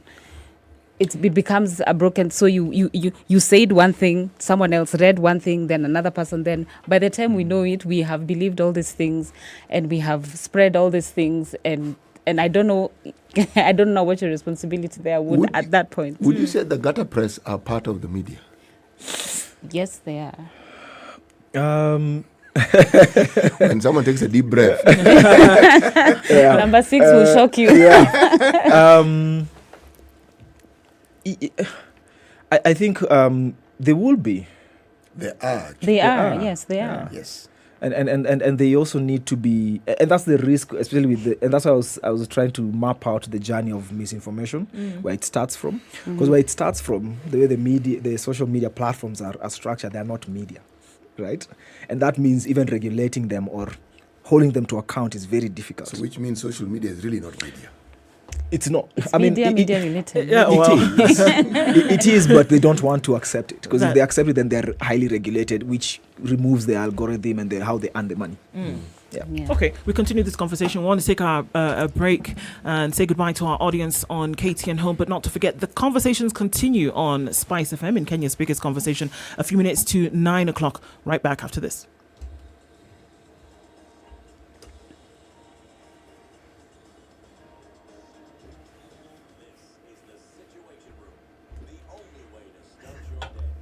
So even as we are coming and wrapping up this conversation, Maurice and Wanjiro, we may have glossed over it just a little bit. But looking at the dangers of misinformation, you're talking about, it can lead to violence. Some of these things can happen. You have two sides warring against each other just because of something that was put out there. I often find that, isn't it important to look at some of the dangers that lie in this misinformation that we see floating about, and what could happen as a result of not dealing with it.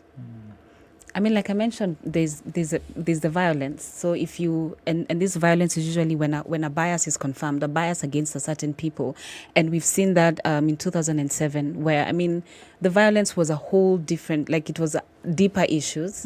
But then now, when information about a certain candidate and a certain community was shared around, then it now exploded, and now we are not. And then there's also the danger. The thing about misinformation, it's also very distracting. So instead of having conversations about the real issues, we're having conversations about what is true and what is not true.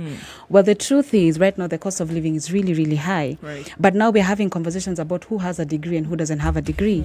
We're having conversations about who could be whose son and who could be not who. So it's also very distracting. It puts us in this race that doesn't even make sense. Instead of, focusing on we are now in an election, these are the leaders we should be voting for. These are the qualities of the leaders we should be voting for. We should be looking at our cost of living. We should be looking at at the state of women, like real issues. Now we are debating about who is whose son, who is married to who has a degree, who slept where, and it is very, very, very distracting. And if it is distracting, then it means we will forever be in this cycle of nonsense leaders and nonsense shenanigans. Because I think also that is also the point, just to distract us. And that is also very dangerous, especially for, democracy. And also the thing about the public debate being kept honest and being able to hold our leaders accountable for actual things. Right. We can't do that if we are being bombarded with flowers that are not really flowers. They're just things. I find it's annoying because it's distracting. It is. To me, at least, it's very distracting. And I'm just like, okay, wow. So can we get back to our lives, Can we get back to our lives? But you do know that the only and can we get back to the why- price of oil and the price of, But the reason why the yellow press exists Yes. is because we love these things.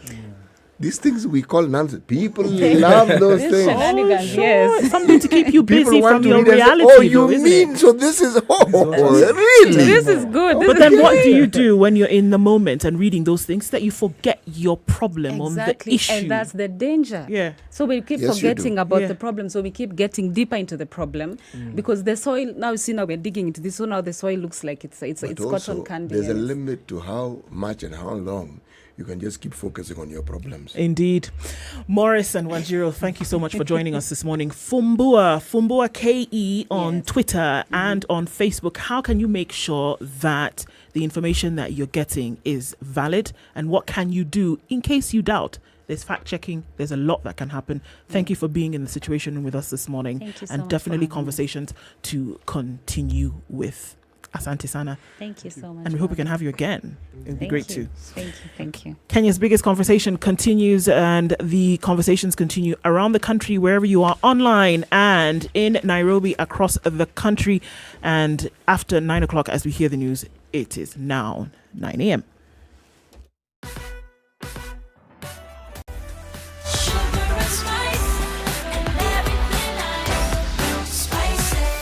Spice up your life.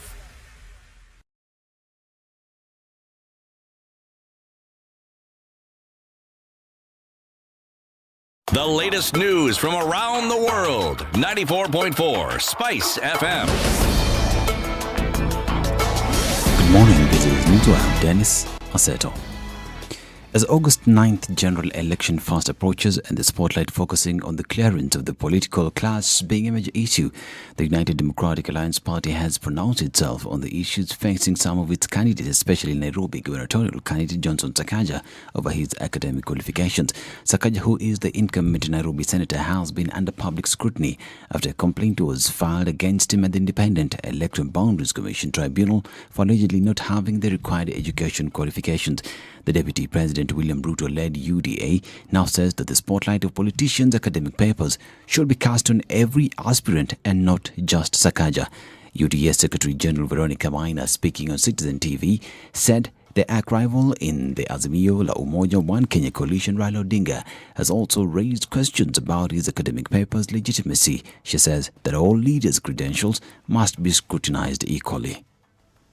He has been cleared for the race, and there are now questions emerging. I would say that as political parties, we receive certifications from different institutions, and we have institutions that have capacity to now tell us about the degree certificate. Would you expect political parties, even the IEBC itself, to have the capacity to check through the institutions? Not at all. You take it back to the expert, and the expert speaks, and you remain silent. And then it's a bigger question. It's a bigger question of what qualification should a politician have before they assume a public office, and it's been a subject of litigation. Questions have also been cast on the credentials of presidential candidates' qualifications. I think you have seen a lot of headlines questioning the university that our biggest opponent, Honorable Raila Amolo Odinga, qualified from. So then it becomes a very big question, and a question that needs to be looked at not through the lenses of just one candidate. The IEBC Dispute Resolution Committee continues its sitting today for the fourth day today. The police are on trial on the trail rather of the thugs that robbed a lady at her home in Rongai. Police say that they have a lead that will lead to the arrest of the culprits. This as the DCI boss George Kinoti noted that the new facility launched by President Uhuru Kenyatta will enable the department to conclude cases faster. Sure that we give Kenyans exactly what we have intended for them to have from better services as far as crime management is concerned in the country. The criminal justice system is critical for our national security. The prosecution and judicial processes depend on the evidence brought to court by the investigators. Therefore, the enhancement of the efficiency and effectiveness of the investigations will no doubt have a positive ripple effect. Interior CS Fred Matiang'i praised the government for the investment, saying that the time taken to transport samples abroad has ended, which will in turn make it easy for the Criminal Justice Department to conclude investigating cases on time. That one way we can pay tribute to His Excellency the President is to use these resources effectively to make Kenyans even much more proud because of the turnaround time in investigations, because the song about sending samples to South Africa is coming to an end today, the song about a file has disappeared is coming to an end today, and the fact that we are seeing Kenyans in all the stations we have gone to this morning, Your Excellency, there isn't a single one of them that is manned by someone who's not a Kenyan citizen.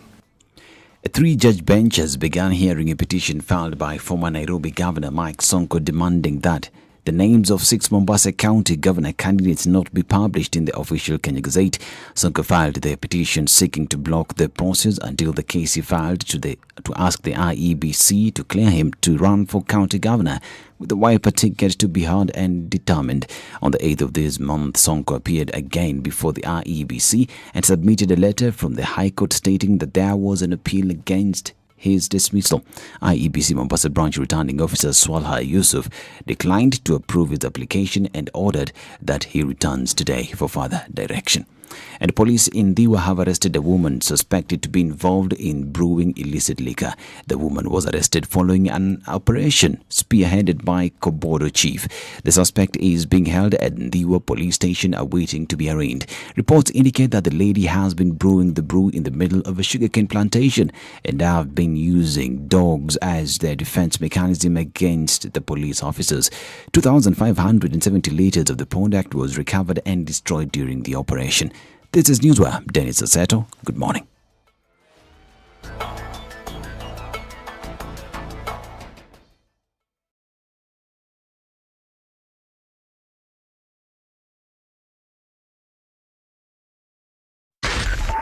.4 Spice FM, Nairobi. All right, at a few minutes after 9 o'clock, we're still looking at some traffic in many of these Nairobi streets, and it continues on the Thika Superhighway here and there. It's not as crazy as it was earlier, but we're likely to see that it will continue for some time, until the clock strikes traffic hour is over. Most parts of the city are looking a little bit better now. It looks like it will end earlier than expected today, but we'll keep an eye on things for you, letting you know what it's looking like. Langata Road is still doing that thing, and we're looking at industrial area, Jogo Road, Lunga Lunga. Lekone Road is not looking too bad as you're now trying to connect to the southern bypass off of Mombasa Road. And we're looking at spots of traffic as well. Into the CBDs where you see a lot of action as well. And on Limuru Road, it continues as it does on Kiambu Road. Not too bad. It's been slim pickings for traffic today. Hopefully we can continue just so through the morning. And let's talk on SpiceFM. KE on Twitter, text 40127. Spice FM, Nakuru.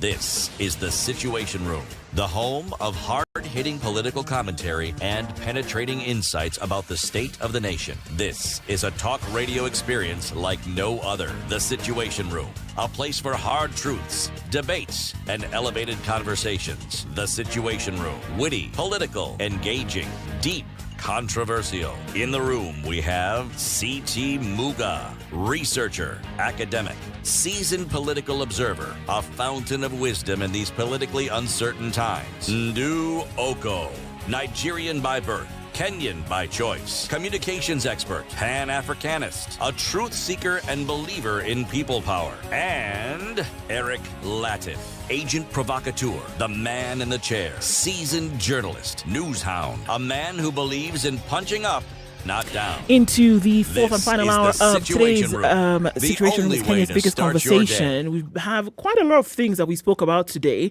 and glad to have you in the room with us as always. Where are you tuned in from? Around the country and indeed around the world. I forgot to tell you at 6 o'clock that the live streams are up, but I think you'll figure that out. Asante sana. So coming into that last hour, and we're going to kick off the hour with today's proverb. Yes, indeed. It is not worth adding water to the sea. I just had this picture in my mind of somebody with a bucket of water from a tap and going and pouring it into the sea and going back and getting more and dumping it into the ocean. Actually, I was thinking of someone trying to empty a lake with a teaspoon. Talk about exercises in futility. Oh, yes. We've had information. We've had conversations about information today. Yes, we have. And information from a presidential candidate telling us about what he wants to do, what he's tired or angry with, and saying, you know, we've got to change the course of things. And then we talked about, you know what? There's certain things that we might hear on a daily basis and we just send through. And there's certain things that feed our biases. And because of that, we tend to take them in as truth. And then what we feed, what people consume as media, and you know, media in all forms, whether you're reading a paper, whether you're reading a publication, whether you're watching the news on telly, whether you're listening to radio, whatever it is that you're doing, there's stuff that's coming at you. And we've got to ask the question, CT, do audiences, and we've asked this before, but I think it's really important, do audiences gobble up what they're interested in, or are audiences gobbling up what they're given? Because if you go to a buffet, for example, my friend, it's what's on the buffet that you're going to get. You're not going to go and say to the chef, please add a different kind of potato here, that kind of thing. It's what you get that you will take. The people who are putting it out don't really get the opinion of those who are coming to eat what they would like to consume on the day. It's what you serve that they will consume. You know, let's start from first principles. There is a fundamental understanding amongst many of our people that whatever is in the papers must be true. And there's a saying that if it's in the newspaper, it must be true. Surely, right? that's why it's in the newspaper. And also, there are those who also believe it's on radio. It must be true. Now, those who understand this basic position that many people have with regards to information will then know that you have a ready audience and a ready target. So when you put forth across, that is why even those of us in the media, when we put across information, we want to put it in a way that A, it is easy to consume, and should we say, also believable. And that's why in the media, we are very concerned about fact-checking. You don't just go around putting something out there if you haven't checked the facts, because that can have some really serious repercussions. Terrible consequences. Yes. Now, with that as a background, people have a right to actually expect that what they read and what they hear is true, because media houses understand, journalists, people in that space understand that that is what makes their work viable, and that's what makes it respectable and acceptable. Now, the moment you deviate from it, then you then enter a different category of information providers. Yes, now that is where the negative element of it comes in. But do people consume what they're genuinely interested in consuming, or are people just taking in what is put before them? Actually, what I'm asking is, when people consume information, okay, is it from the newspapers that they consume information they need, or do they have other sources from where they consume information that they choose? Because if you buy a newspaper, or you listen to the radio, or read a tweet, you've chosen to.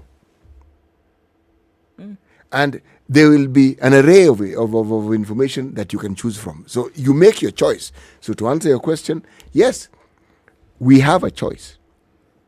And for that reason, that is why when print was king, okay, in this country, absolute and undisputed king, People chose different media houses to represent the forum from which they were going to consume information because, one, they like the way this particular paper represents this issue, and they represent the way this other paper represents it, and so forth. The same applies to even, say, radio stations or TV stations. People have preferences. People may even present the same news, but some will say, oh, this particular one, this one only gave it to us for 4 seconds. This one was for a minute. So you got a lot more information. Same information. Again, it's the way it's presented. If it's on TV, the clip that was presented, how long was it? What was the content? What did it represent? So I'm arguing that, yes, there are choices that people do make. So then when you're looking or listening to something that could be an outright lie, are we saying that you choose to believe it? Because looking on the other side, when you want to go away from your mainstream and go towards social media, for example, that it's very possible that there's something coming out that could be an outright lie, but people are so encapsulated with it because we enjoy this thing. We enjoy the scandal. We enjoy the drama. We enjoy what could be a lie because, it takes up our imaginations and we run away from the reality of the situation, which is interesting because the reality of the situation that perhaps things are just not so rosy. So it gives you something to run away with and keep your mind busy for a short period of time. Doesn't matter. If there's damage that comes about out of that, we'll deal with it when we get there. But for now, it's a new shiny toy that I can play with for a little bit and forget about the other things that are going on with me. We actually like to be informed. Now it's a question of the bias and the interest and the preference that I have. But we like to be informed. Some people like to be informed about social issues on a daily basis, so they look for forums where social issues are discussed. There are those who like politics. But now, where the other part of the question that you ask comes in is when we represent certain ideas, when we represent certain fields, when we represent certain positions. For instance, the constant information about politics. Are we shaping the minds of those who read it, or are we just simply informing them? Because if we persistently do it, and to the front pages just says we're giving it priority. There's no other way of looking at it. If you give the same information, it's on page 4, 5, 6, or 7. Same information, but clearly you haven't prioritized it. That's why you have headlines. That's why even when it's on radio, TV, you have headlines. Meaning, we are segmenting it and telling you this is the information that we think should be most important to you. So prioritize it, and then we dish it out. Yes. Okay. So now as we're going into this period, I mean, there's a lot of stuff that has been flying out at us, but I do look. I want looking at these topics. There are certain things that have held people's minds. First of all, over the last 2 weeks, we're looking at the disqualification of some members from vying at certain levels because of whether they had or did not have. Truth there. Yes. Now we're looking at this whole degree issue. And we might say that it's not important, but I think it's important in the way in which it is being handled. Why do you say that? Because if you are saying that one of the requirements was 1, 2, 3, and that for some reason there's a question about that, look at the seriousness with which it's being handled right now. Look at all the attention that is being thrown at it. But when we are met with something which, in my opinion, is a lot more serious about the conduct of an individual when they held a particular office and that there was a question mark, we've gotten to the point where allegations were made. We're looking at where, in some cases, charges were made. We're even looking at where convictions were made. You have been deemed to be guilty. There is where we are. And all we are told, instead of making a decision about the responsibility that you have for carrying out fair, credible elections in this country, is that, well, the law stands in the way and we can't do anything about it. What happened to the robust vibrancy that we are seeing when it comes to this degree issue? Why can't the same thing be applied across board? So in as much as, yes, it's holding our attention on whether somebody might have been true, or whether somebody may have been right or wrong, or whether somebody withheld or put forth information, how is this being handled today? Why can't we have the same kind of effort across board, regardless of what it is? And that's what I'm asking. Here we are saying that somebody was sentenced. Your sentence has not been put aside. The sentence still holds. But then we're told by the same body who now is chasing after whether somebody went to which university in where, the same body is telling us, yeah, well, come and let's take it to the dispute and let's hear what they have to say about it. And then we'll make a decision. Did you do the due diligence when you were checking these things in the first place? Sticking point, is it? Absolutely. Absolutely. And I think that is what needs to be paid attention to. If anything, that's the misinformation that's being put out here, that you as a body didn't do your job. And let's all look at the flashy lights and say, oh, maybe he did go to university or maybe he didn't. Whereas the folks who should have checked this thing from the very beginning didn't do their job. You either did or you didn't. You didn't. It's really not complicated. Because if you did, there's evidence that you did. And that evidence tends to be irrefutable. Okay? Now, if we are discussing whether it was real, it was fake, whatever, see, that's a completely different discussion. But then we do have an authority that deals precisely with this. That's what they do. Now, are we saying that when people were cleared that all the relevant ticks were provided for and that all the authorities and government agencies and bodies who are concerned had given their okay? So if they did their okay, then so where's the problem now? I think a question must be asked. In this case in which we are dealing with right now, because this is what is holding everybody back. There are candidates today who are sitting and they're asking themselves, will I then be allowed to vie based on what has been found out today? And then there are other candidates who are saying, well, then based on this kind of thing, then if my candidature had been revoked, then it should be returned if this is what is going to be allowed. Precisely. Absolutely. So the question then remains, IEBC again finds itself in a difficult situation. If you had given this certificate of nomination in the first place, after the fact, if information should come out that maybe there is a question mark about, because after all, we're dancing in those waters, right? There are many questions being asked about the conduct of individuals, and you're still allowing them to vie. Let it vie across board. Let everybody go back. Let everybody go out back and duke it out at the ballot. Because if you're going to ask questions about a degree today and you didn't ask questions about the one that you revoked last week, let everybody in. Open the door. Let everybody fly in my opinion. Because how will you deem to be free and fair if you're not able to check it out here? We can go and do the due diligence in these details, but you can't on others that are in the live glare of the public? What I find interesting is some of these matters have gone before the ultimate referees called the High Court and the Court of Appeal.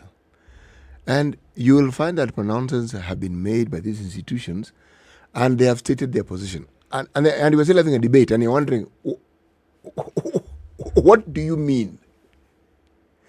You see, I've always found this confusing. When you're impeached, the process is a legal one.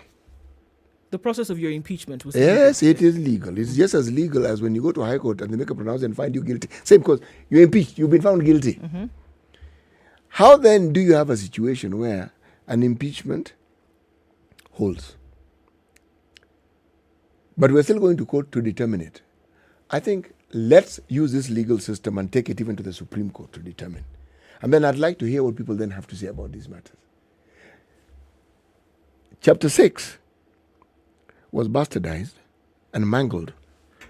And that's one of the reasons why this discussion is now taking place. Because had it been as clear as it was from the very beginning, you've heard me say this on many occasions, that the Commission on the implementation of the Constitution, in my view, should have been given a longer period. You know why? The discussions is about that implementation of that particular chapter. What's the threshold? And we're talking back and forth and back and forth. It was, it wasn't, it is, it isn't, it. Now, these discussions, in my mind, are based on a false premise. And why I'm saying a false premise is this.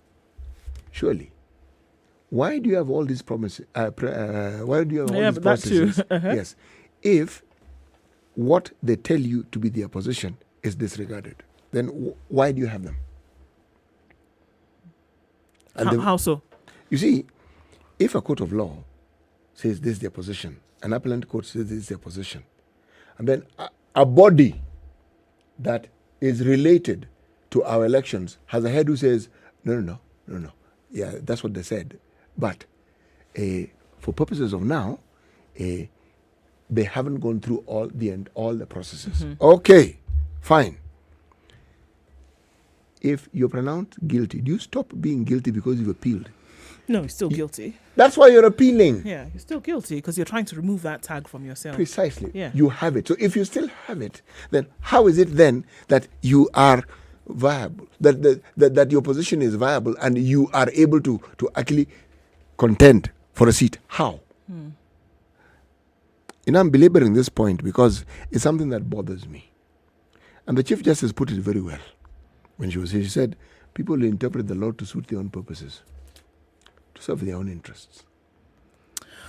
Well, look, I think it's the country's watching and listening to all of these things unfolding on a daily basis, because the question will be asked, why in this case and why another? And you will not be able to interpret any different between one case or the other. We're going to open up the phone lines and hear from you this morning. Should the IEBC, and it's also on our socials today, should the IEBC withhold nomination on flaws in requirements? Should the IEBC withhold, or in this case, revoke nomination on flaws in requirements? Talk to us on 0719-012-600. That's 0719-012-600. We take your calls this morning. We want to know what it is that you have to say, because it's been back and forth. The pitter-patter is now getting louder and louder.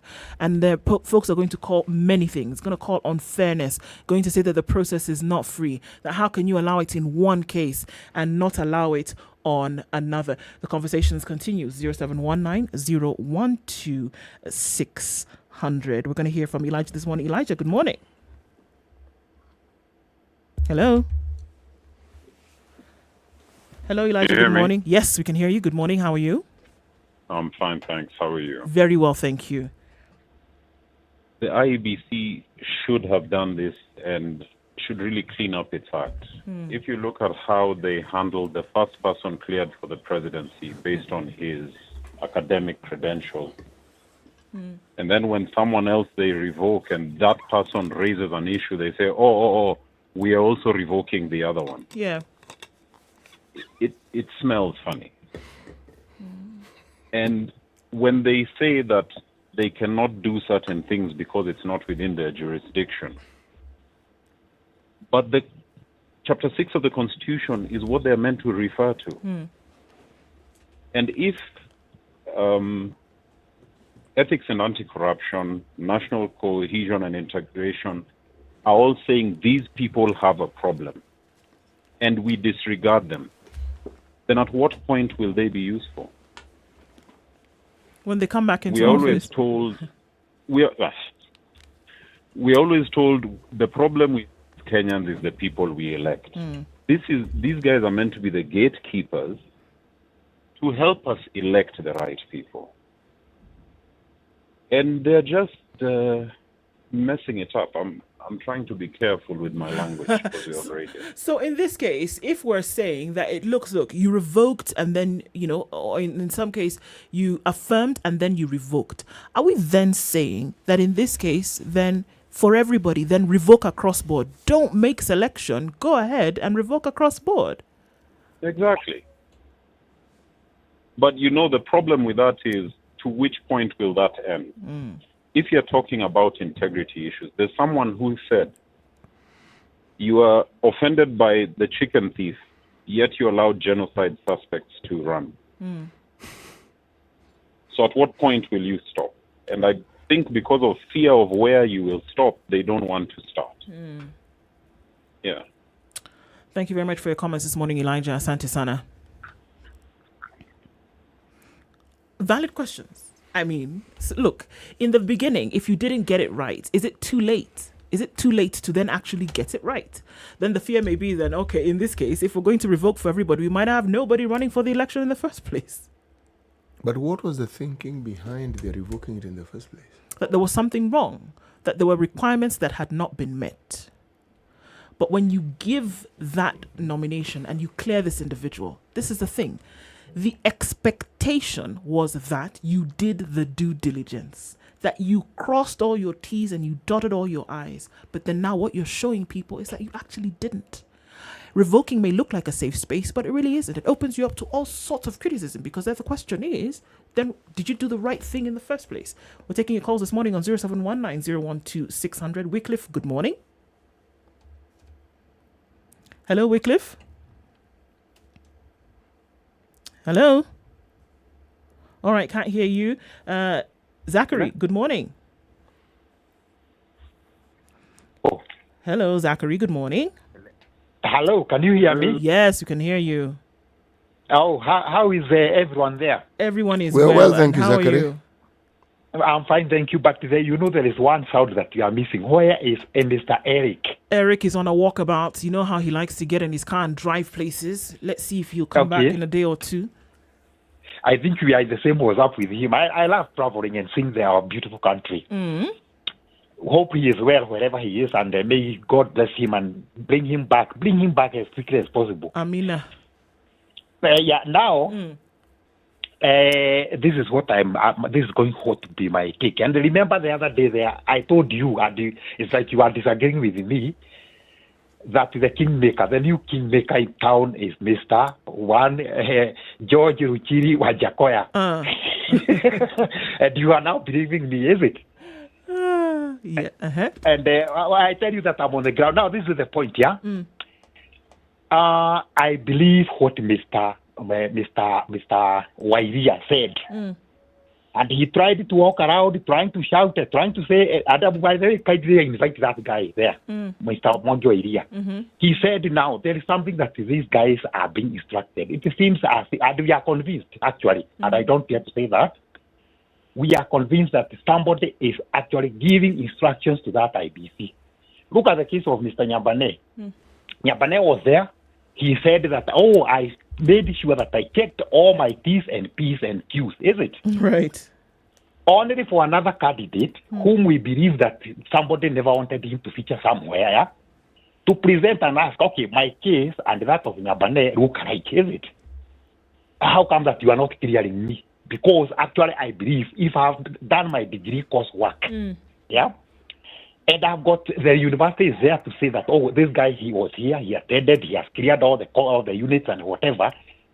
I don't need to wear the graduation gown so that I call my village. I'm now going to graduate. What is that? What is that? This is the point, Mr. Morimandro and our sister do there. Yeah? We are not, and most of us are convinced that we are not actually. We don't have faith in this, whatever they are doing. Look at Mr. Sakaja, is it? Mr. Sakaja, probably he never went for the graduation, the ceremony, that is, Yeah. But if you look at the words and his actions, that guy is a very big inside fella, is it? Okay. And I don't think that Mr. Ruto and Mr. Gachagua and the entire UDA actually was so naive to have gone for that person. Remember the government that we are in today, the Jubilee government. That young man actually did a lot. Did a lot. And he brought votes. He brought people together, was the chairman of Jubilee. But now, because now he has seen light, and he says this is my way, and I'm not thinking that I'm supporting anybody, is it? Oh, you don't have to come out and say it just like that, Zachary, but okay. Now that he has not thrown with the weed, that the hunchers want him to. Now there's all this urabaru. You never went to nursery school. You never greeted your neighbor. This is nonsense. And let me say this, I am Wajakoya number one because out of my candidates that I preferred, is it? Were bad. They were bad on some very flimsy grounds. That is, you don't have what, you don't have this. Mr. Mogyo, here is a very pertinent question. Okay, I'm taking my documents to IEBC. How guaranteed am I that those documents, are not going to be sold to a third party? And nobody listened to him. And I echo his words that if this IEBC goes that way, Mogyo here said, wait for 9th. That is what I would say. And I'm wishing you a very nice day. And Mr. Eric, tell him to take 2 on my bill. Okay, we'll send that message, Zachary. Thank you very much for your comments this morning. Have a good day. Asante Sana. Thank you, guys. Well, okay. So that's the thing. Is there faith being lost in the IEBC? Let's take your calls after we come back from this break. Don't forget 0719012600. Let's take a look at the weather and traffic. Listen to the business news, and we'll be back at 28 minutes to 10 o'clock. Good morning. Okay, so then remember, the 19th of June is Father's Day. Sarit Your City is making sure that you can make the day really special for all dads in the country. And Sarit Your City says, come on down, an art exhibition, a gym at Smash Fit, a gym session, looking at all the art that's available and being able to watch the premiere of Jurassic Dominion with your special guy, in this case being your dad. Tell us on social media this morning, what makes dad being special? What is special about your dad, and how would you fit into his shoes? Talk to us on socials this morning under that poster. Let us know what it is for you, and you could win a sweet tooth hamper courtesy of Dairyland.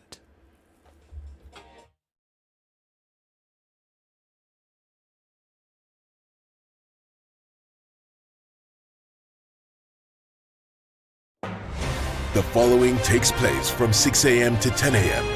every weekday on SpiceFM. This nation has never healed genuinely from the 2000-2008 violence. We've never had a healing process. We've swept it under the rug. Let me tell you, the handshake was the most disastrous political event in the history of country after the coup attempt of 1982. There's no Kikuyu pothole, or low lack of water, right, or Kamba, lack of traffic. Yeah. There is no Luya lack of drugs in the hospitals. Or Jaluo one. All our issues are the same issues. If you are in a room and just about everybody in that room has a court case or another, what impression does that give you? What are you saying? Why haven't you done it in the last 20 years? But they're telling us, like August, some miracle is going to happen. My friend, I want to tell Kenyans you'll be in for a rude shock. The Situation Room, Kenya's biggest conversation.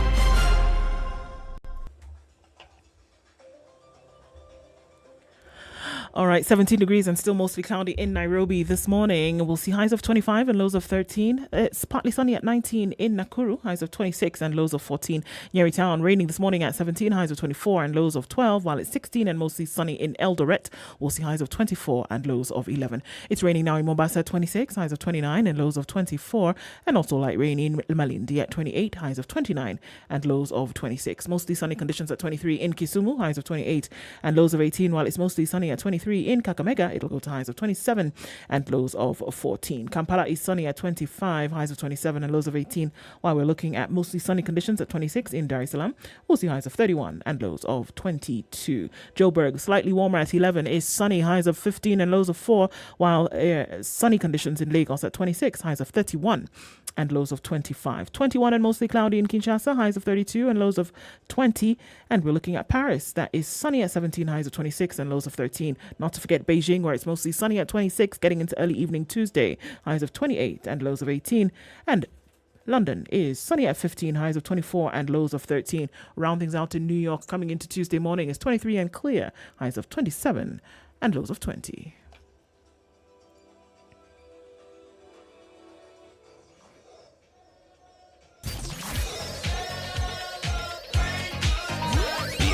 Have never sounded so good. My favorite songs of the 1980s. 94.4 Spice FM, Nairobi. The Times says that traffic hour is coming to a close this morning, but we're still seeing some action in different parts of these Nairobi streets today. There's that little nook. War is going on, and that little nook is right around the turnoff just from Ring Road Westlands and then coming onto Chiromo. Not quite sure what's going on there, but there is some traffic. And we're also looking at it coming off heavy still on Kiambu Road and then out towards the underpass. Thika Road, however, free and clear to and fro, not an issue whatsoever. We'll keep an eye on things for you this morning. Let us know what's going on where you are. Talk to us through the day on SpiceFM KE on Twitter. Text 40127.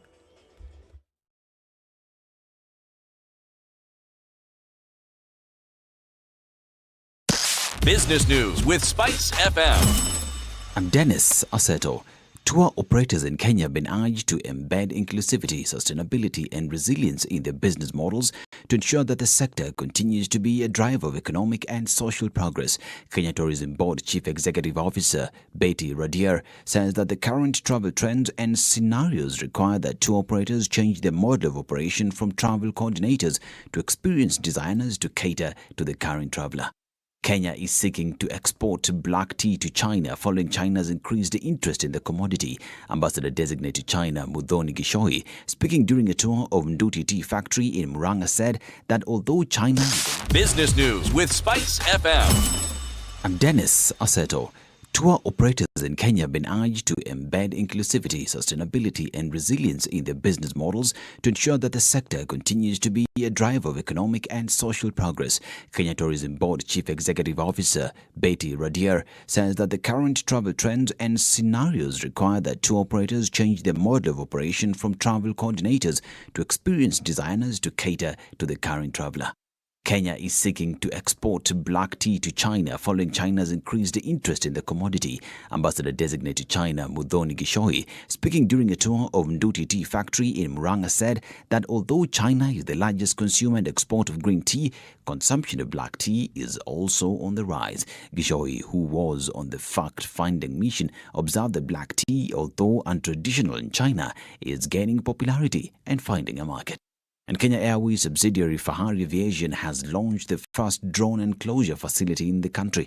The facility is expected to be deployed in training and testing drones and drone equipment. The innovative unit of the national carrier is betting on the facility to position itself in exploring future technologies in aviation. Devolution Cabinet Secretary Eugene Omalo has sanctioned the temporary closure of Nzoia Sugar Company for a 2-month maintenance period that will see the high cost of production considerably reduced. Managing Director Crispinas Ogutu says the factory has run for 6 years without maintenance against the standard practice of annual maintenance. He said the delay in maintenance has led to frequent breakages, low recoveries of sugar from sugarcane, high milling losses with an average conversion rate from sugarcane to sugar of around 15 tons of sugarcane to 1 ton of sugarcane instead of 10 tons of sugarcane to 1 ton of sugar. And Total Energies has partnered with Apesund, a Rwandan-based company, to launch electric motorcycle battery swapping and charging stations in Kenya. With nearly 400 bikes on the road and 35,000 swaps. Mature, intelligent talk every morning. Spice up yourself.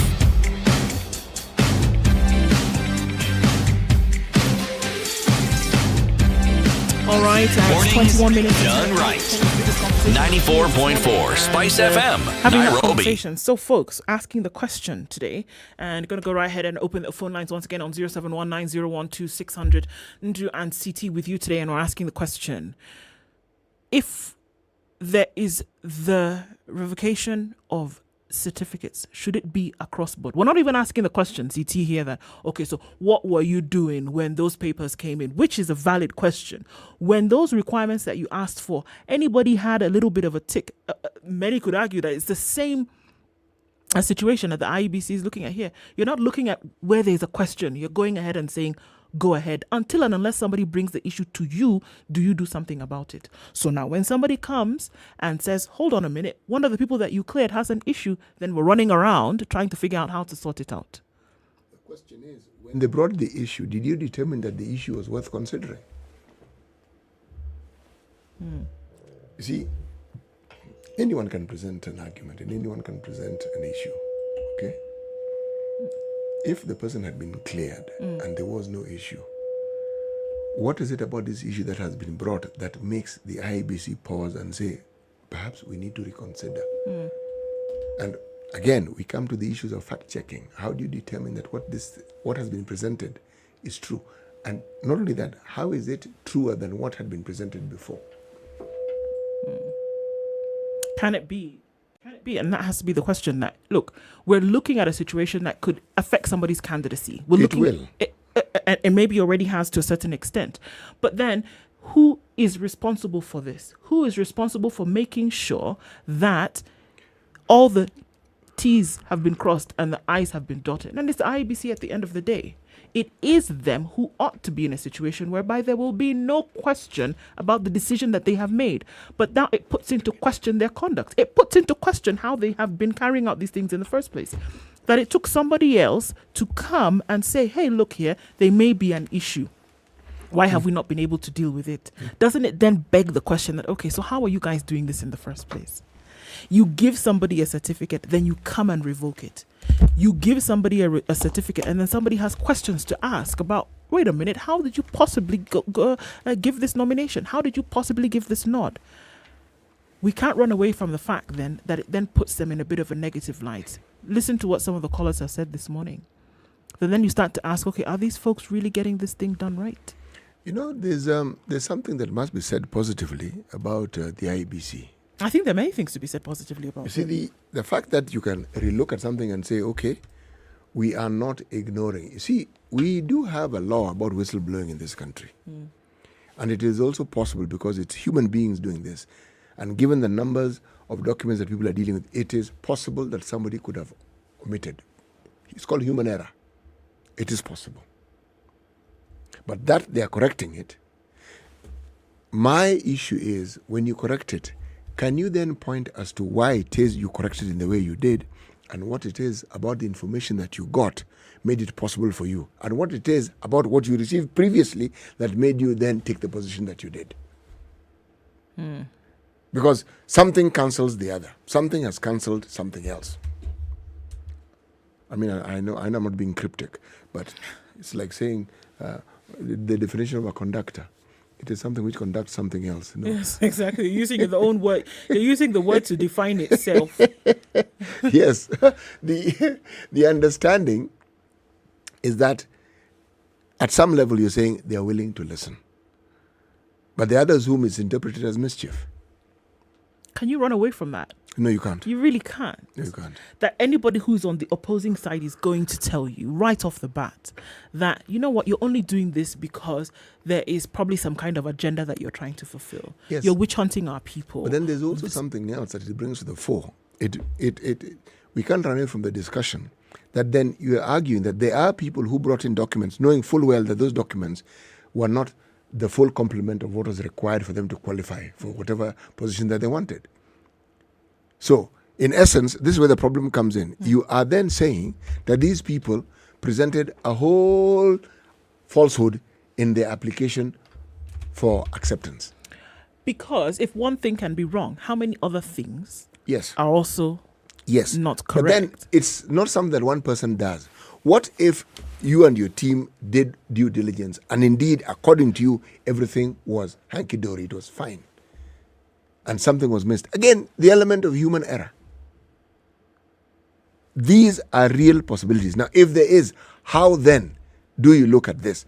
How then are they issues which, despite there being basic requirements, can be overlooked and say, folks, all said and done, this points in the right direction?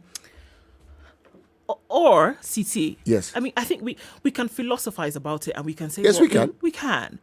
But shouldn't it just be very clearly that if it is a requirement and you did not meet the requirement, then your name should not be on the list? That discussion, unfortunately, has gone out of the window for the simple reason that, yes, it would work perfectly well if that clarity was established in the process and everyone who was cleared with reasons which they understood, and those who are not cleared were not cleared with adequate reasons. But remember, there's a provision for a discussion about that. Sure, there is. I mean, look, we have many cases where we have cases where, for example, somebody was cleared because they wrote the wrong name on the check. Why is it that somebody who writes the wrong name on the check or forgot their checkbook at home, whatever, and came back was then allowed to do it and go and get it sorted and then has been given the nomination? In another case, somebody, again, wrote the wrong name on the list, but then they were not given the clearance. Yeah, no. How are you not applying across board? The same principle then must be applied across board. That is why I was saying human error. It's being interpreted. Look, there's a world I inhabited a while back. When you submitted documents, you were required to submit it by a certain time. They meant it. They didn't care whether your internet failed or it went for a walk when you're sending it. Submit. If it didn't come before that time, 1 minute after the time, that's done, finished. It's gone, done. Because the understanding is you were told well in advance, and you should have made arrangements to ensure that you don't hand in those documents at the 11th hour. Okay? So disqualifications was easy. Now, if you think the way I thought before I came into this particular world, 5 minutes not an issue. 5 minutes. It's a long 1 time. second was an issue. The hour was the hour. Okay? So, the IEBC are having discussions which they must not speak publicly about. When issues are brought before the tribunal, there will be discussions. And after that, there will be conclusions. Now, those conclusions must be a lot clearer than some of the issues that we've been hearing. You know why? If they're not clear, then IEBC is going to go into an election when there's a huge question mark. I think they already have the huge question mark hanging over them, like the scarlet letter on somebody's chest. The tribunal. I think the question mark is there already, because it's already, you asking yourself, how is it that I understand the whole human, what did you call it? It's called human error. Thank you. The whole human error element plays out here, right? It You understand does. it, yeah? I get it. But then you're going to have to ask a question that, how you overlooked it for one person, or maybe, okay, you didn't overlook it, maybe you didn't see it, but then you saw it for another. I think the question mark is already hanging. But that's why it's human error, because the question mark is already hanging, CT, and then before August, it's going to be a red letter, a huge question mark emblazoned on the chest of IEBC, saying that you guys, come on, how come you didn't apply the same requirements across board for everybody, regardless? This is the thing. If you can allow somebody to go back and come back tomorrow and still accept their stuff, and until today you told somebody to come back tomorrow, until today they've not been granted audience with you, but you allowed other people to come back tomorrow and then you accepted their things. How is this working out? How do you not have that question mark hanging over your head well before August 9th? I think human error has many facets. This now human error has grown an arm. In the last 3 minutes, human error has grown. This is human error on a larger scale. Because looking at it simply from the way it is presented, one could argue that there is an element of bias. But, I'm sticking with this human error position of mine. You know why? There are those who argue that those who presented their papers knew what was required. They got their teams put together. They must have known. You would be amazed at the things human beings take for granted. You would be amazed at the things they assume have happened. And yet, they didn't take the time and bother to ensure that it happened as it should. But I think, what has happened is that it looks as though IEBC has been walking around in a certain kind of fashion. And what this has done is that somebody's flicked on the lights and they've been caught out on issues where due diligence has not been done. I am saying that when these issues are brought before this tribunal that we are told exists, okay? Any confusion will be laid bare. We will see things for what they actually are. And I'm waiting for the tribunal to take up these issues. I'm waiting because that's the only time when I will actually have clarity in my mind as to what the position is. Because, again, don't underestimate just the capacity of human beings to make mistakes. Genuine or otherwise. Over and over across board with different individuals in the same manner of mistake. That you make the mistake with one individual, but on the same matter with a different individual, suddenly you've not made that mistake. It is not glaring to you that there could be an issue. Because there's something to compare it with. Otherwise, it wouldn't be a mistake. City, I tell you, you've come to me with certain documents and you tell me there were supposed to be 13, but there are 12. I've forgotten one at home. And the other one, I have written the wrong name and my checkbook is actually at home. I must go back and get it. Right? Yes. You've seen that I've made the mistake. And it was not somebody who came, it was not a Chinese telephone. I saw you in the flesh. I could actually touch you and feel that it was you who was speaking to me. Yeah. I tell you, no problem. It's okay. 48 hours, go get your checkbook right. Bring it back, no problem. The same commission, not another one, the same commission now tells another individual, oh, you wrote to IEBC instead of the International Electoral and Boundaries Commission. We cannot accept. We assume that it was not the last leaf in their checkbook, or that the bank, since it was a banker's check, could not do another one. After all, the cash is still there.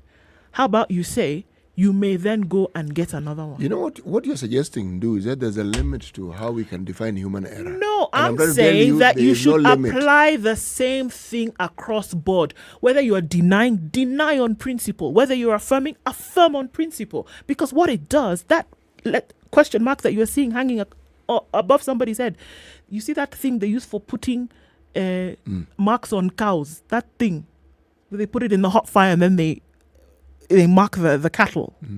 That is what IEBC, that thing is hanging over IEBC's head. And as they continue to do this now, it will be put on their chest. Boom, red. In a few hours, it will be dark. Can't take it off, man. In the minds of people, that's what's going on. You know, let me just explain to you. I know it sounds like I am actually flogging a dead horse here. And I keep flogging this horse, even though we know it's dead. I'm actually doing it deliberately. Because we seem to be putting a cap on what I'm referring to as human error, that human beings should only make mistakes up to this point, and beyond that they shouldn't. And I'm telling you, there is no limit. Sure, it is. But CT, and I'm sorry, but I'm not going to let you finish what you're saying. I'll allow you to finish after I've made my point.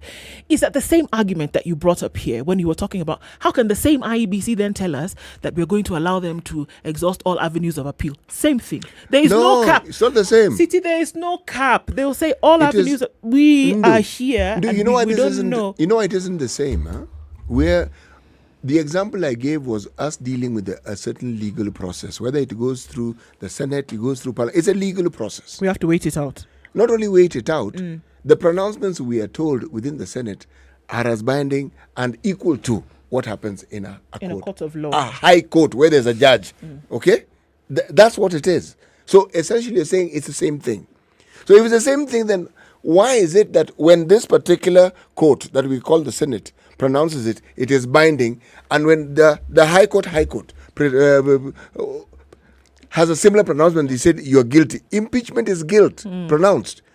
How then does the person become unguilty until they're now proven guilty again? They're already guilty. They are trying to prove their point. So until they're exonerated, they are guilty.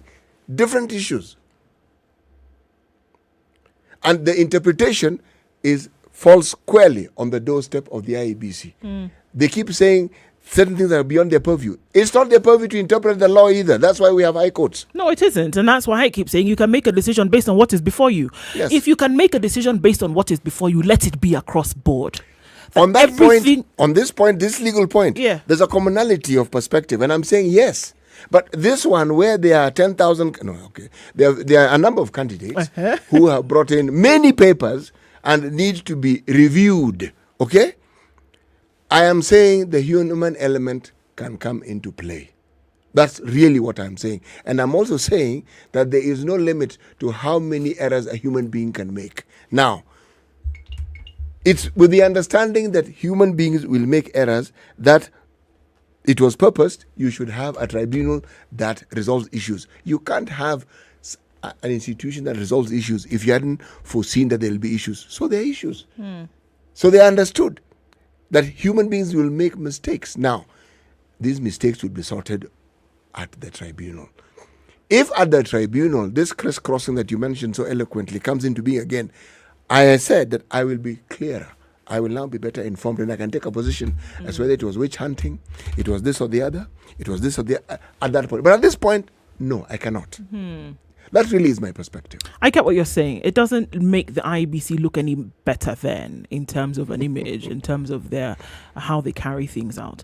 Because look, I understand that you cannot please everybody. That nobody can not everybody can be in the same pot and say, actually, you're really, really happy with what is happening here. Let's continue with this process. That we always those who be feel disenfranchised, or those who be disgruntled because of one thing or the other. But I think if I still go back, dog with a bone, I'm that one today, that look, apply one thing, apply it across board. Whether or not there are many individuals who deal with this, but at the end of the day, that let the assumption be something that folks can hold on to as a matter of principle that says, look, it's passed through the sieve that's called the IEBC, we are good to go. But then somebody can raise a question and in a minute, somebody's whole thing is going up in smoke. And then as a result of that smoke, somebody else sniffs the smoke and says, hold on a minute. On this same principle, you chucked me out, put me back in. My goodness, what does it do to credibility even if it is perceived or otherwise? What does it do? It's not a good place to be at. We're going back to that argument that you've heard me put across before on allowing and understanding that people can change their minds. Okay? When you're presented with the facts that you didn't have before, the discussion has been brought about by that. Something came up which you didn't know. Change your mind and said, given this, we are now taking this position. Rules are set in place with the understanding that there are people who will want to break rules, but more importantly, there are people who, unless there's a commonality that brings them to heel and gets them to do the things that are required, they will always do things which may not be socially acceptable.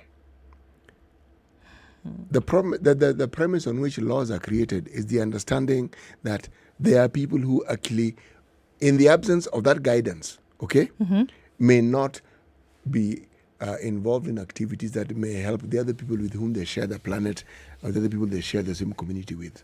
Okay? So, again, the rules are the rules, but there's also a leeway for a discussion. So, Indeed. Discussions continue, conversations continue. We are coming to the end of today's conversation. And as we do that, let's wrap it up with today's proverb, CT. Indeed. Proverb, our first proverb from Seychelles. It is not worth adding water to the sea. The sea already has water. So even if you add water, you really think the sea will notice that you've added water? No, it won't. It is not worth adding water to the sea. The thing about proverbs is that, by and large, one could argue they tend to state the obvious. They do. And not stating it as though you didn't know, but stating the obvious, you can be reminded of the obvious. Because what is obvious is oftentimes forgotten. And it is obvious as it is important. And if you forget it, then it means you'll also be forgetting something which is important. Indeed. Yes. Thanks for being part of Kenya's biggest conversation today. It comes to an end in a minute or so. We'll be back here again tomorrow with you at 6 a.m. to talk about other issues affecting us here and globally as well. We're going to leave you in the hands of Sugar and Spice until 11 o'clock. Then Yolanda and DJ Absolute come in and take it away until 2 p.m. with Sugar and Spice. And then Quach will take you home on the Spice Drive until 7 p.m. when the adults of Barbara and Karigo will have adult conversations with you until 10 p.m. tonight. And then the night we're all in, and we'll be back with you again tomorrow, God willing, at 6 o'clock. And we continue with Kenya's biggest conversation. Thanks for keeping it with us today. And as the day goes on, remember certain things that we need to watch out for. Got to get in and share that. COVID seems to be making its debut again. And we need to be careful. If you've not been vaxxed, please be vaxxed. If you've been vaxxed, get double vaxxed. If you've been double vaxxed, get your booster shot. And then where you can, wear a mask, please, and maintain those hygiene protocols so that we can all be safe. We'll see you tomorrow. Good morning. It's 10 o'clock.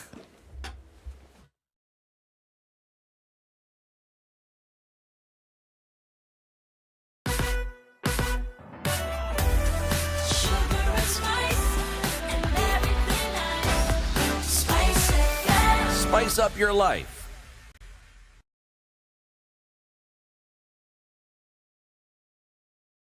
The latest news from around the world. 94.4 Spice Good morning, FM. this is Nizwa Dennis Oseto. A Ghana presidential candidate David Mawuriwahiga is now saying that its presidency will fight against corruption and sort out the mess that the country finds itself in. In an interview with SpiceFM News, Morris says that he got tired as a Kenyan who had hoped